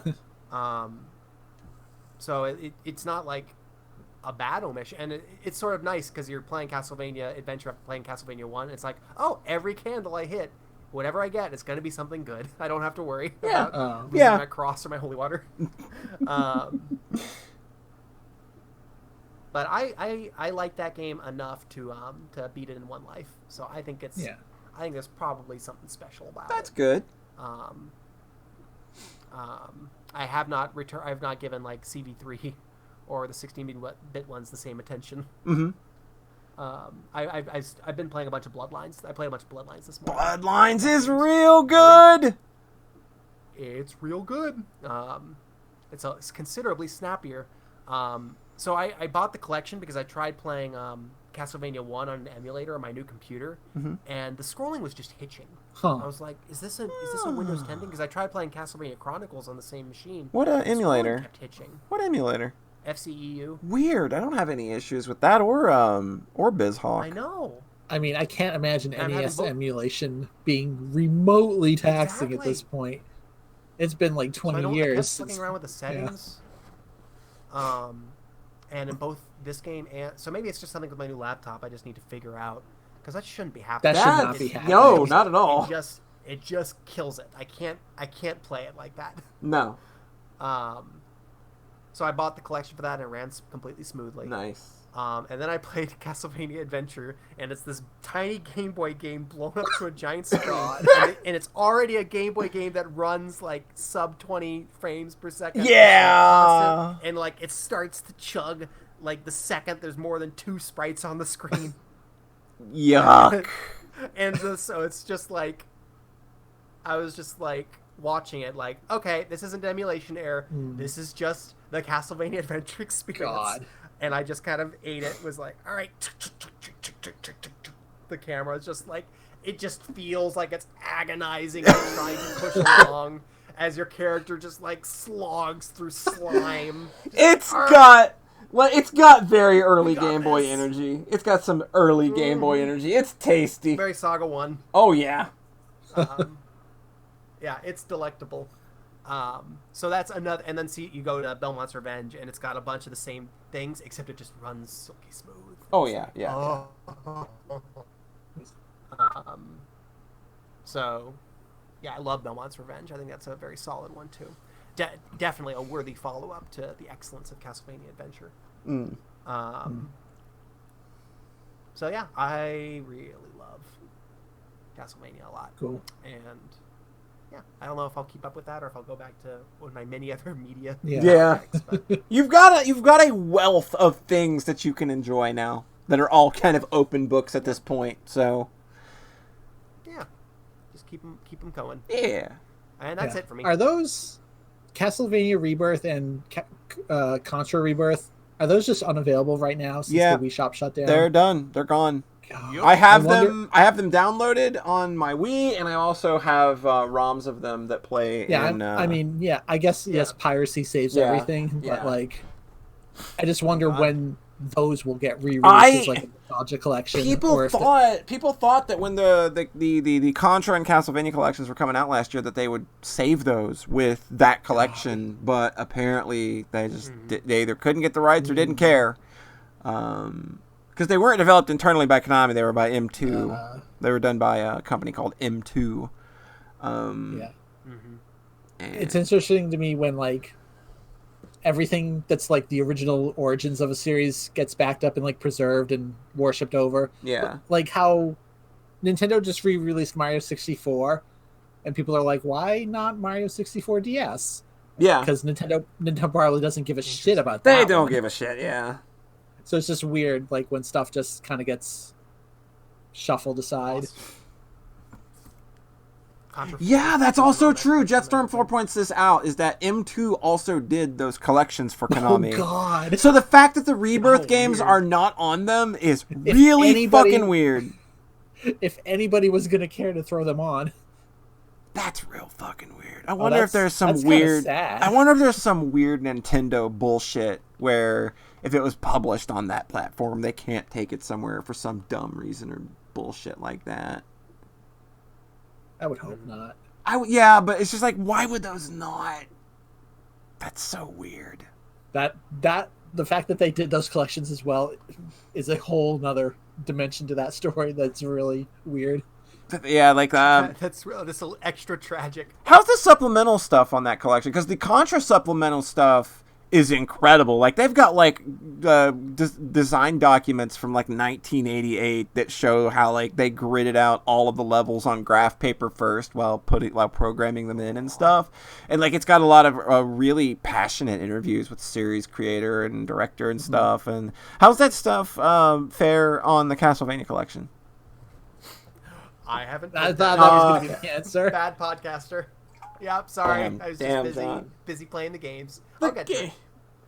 Yeah, that stuff was really, really good on the Contra collection. At least, even if like the emulation doesn't live up to what a lot of people, even if the emulation doesn't live up to what a lot of people want on those games, like I still think that they put in the amount of work that they could, and I think that there's a legitimate passion behind those projects to try and do the best with what they could, or else that fucking information wouldn't be on there. Like these would just be like, here's some fucking ROMs and here's like a start menu, go. Like at least they're like the Mario thing. Like the Mario thing, exactly.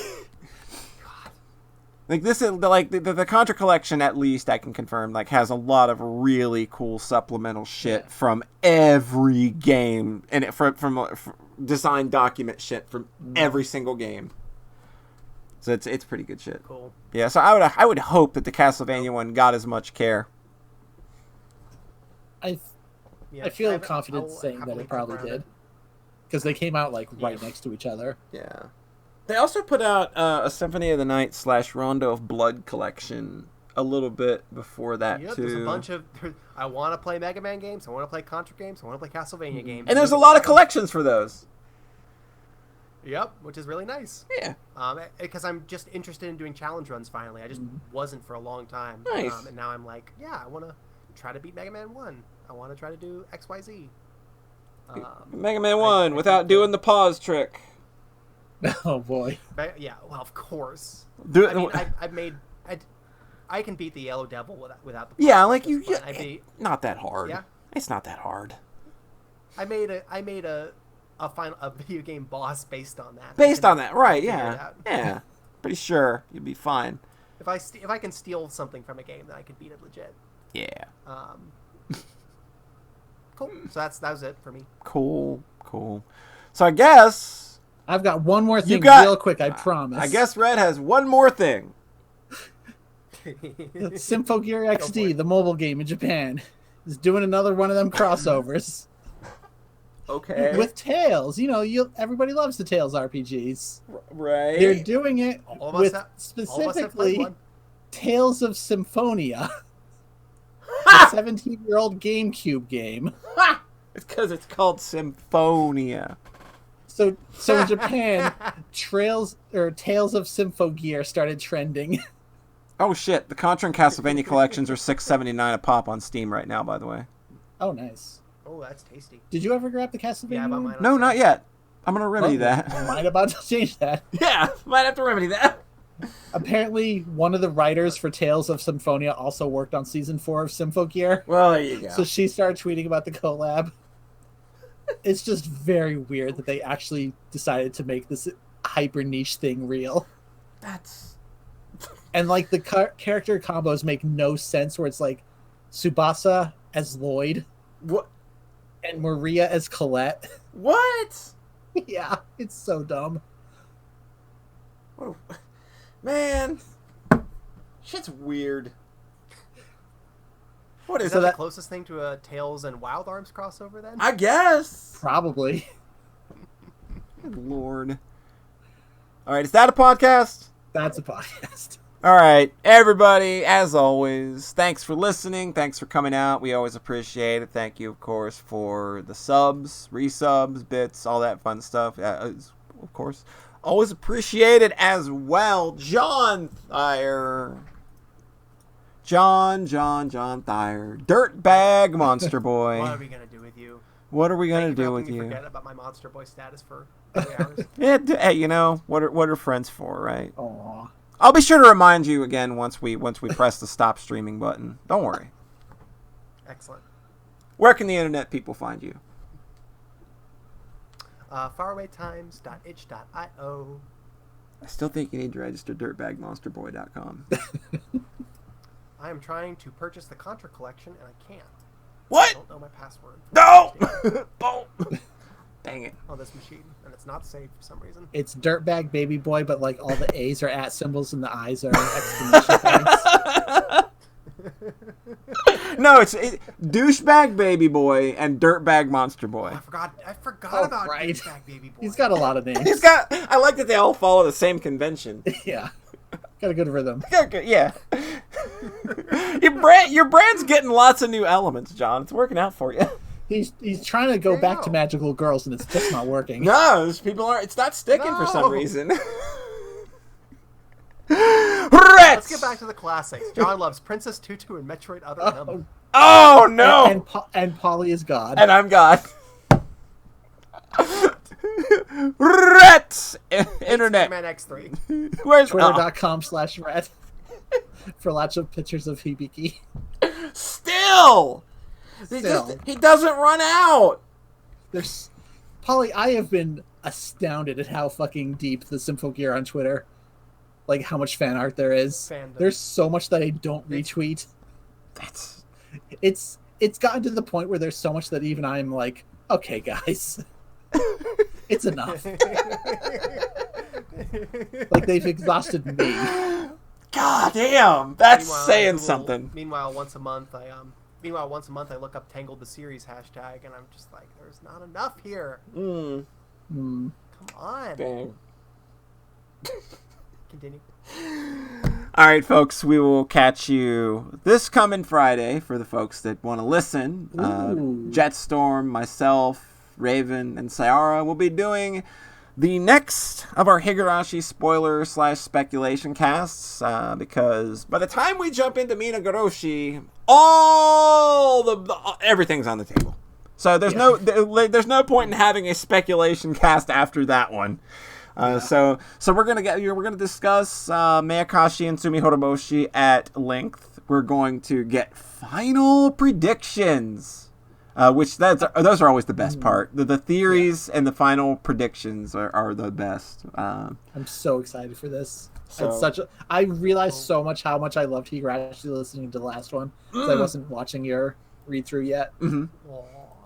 Yeah, it's been fun. So it's going to be fun. We're going to be doing that. And then we'll be starting Minagoroshi on October 5th. So that'll be fun. But anyway, remember, we are the podcast that loves you. We're the only ones that love you. And that's a show. It's a really big show. All right. I'm going to go find... about Tom's Hibiki art. Huh? Oh, right, he did do one, didn't he? All right. Let's see. Who are we going to send everybody on over to? What are people doing? I don't... Love that good syrup art. Good syrup art. God, I forgot, though. Mm-hmm. I knew 2 streamers that were playing Splunky 2 right at launch. Mm-hmm. And then both, fell off immediately. Oh, no. Dan Reichert got completely absorbed by the 3D Mario shit. Oh, right. A huge Mario fan. Yeah. And then Patrick Klepek got completely into Hades. Hades looks good, and that's exactly where I'm sending you all. I'm sending you over to my friend Swerb. He's playing Hades. This game looks so fucking good. It has completely eaten Splunky 2's lunch as the roguelike everyone is talking about right now. I'm so fucking shocked that Spelunky is supposed to be the bigger deal here, but somehow Hades, the game that launched on Epic Game Store that everybody swore that they would never play because they hate Epic Game Store because they're gigantic children. I think it's on Switch too, that's why. Oh, well, there you go. You put anything on Switch, people are going to eat it up. Anyway, I'm sending you over to Swerb. He's playing Hades. Have a good one, y'all. Much love. Happy birthday, Fresno. All that fun stuff. Woo! Catch you next time. Ya fucks.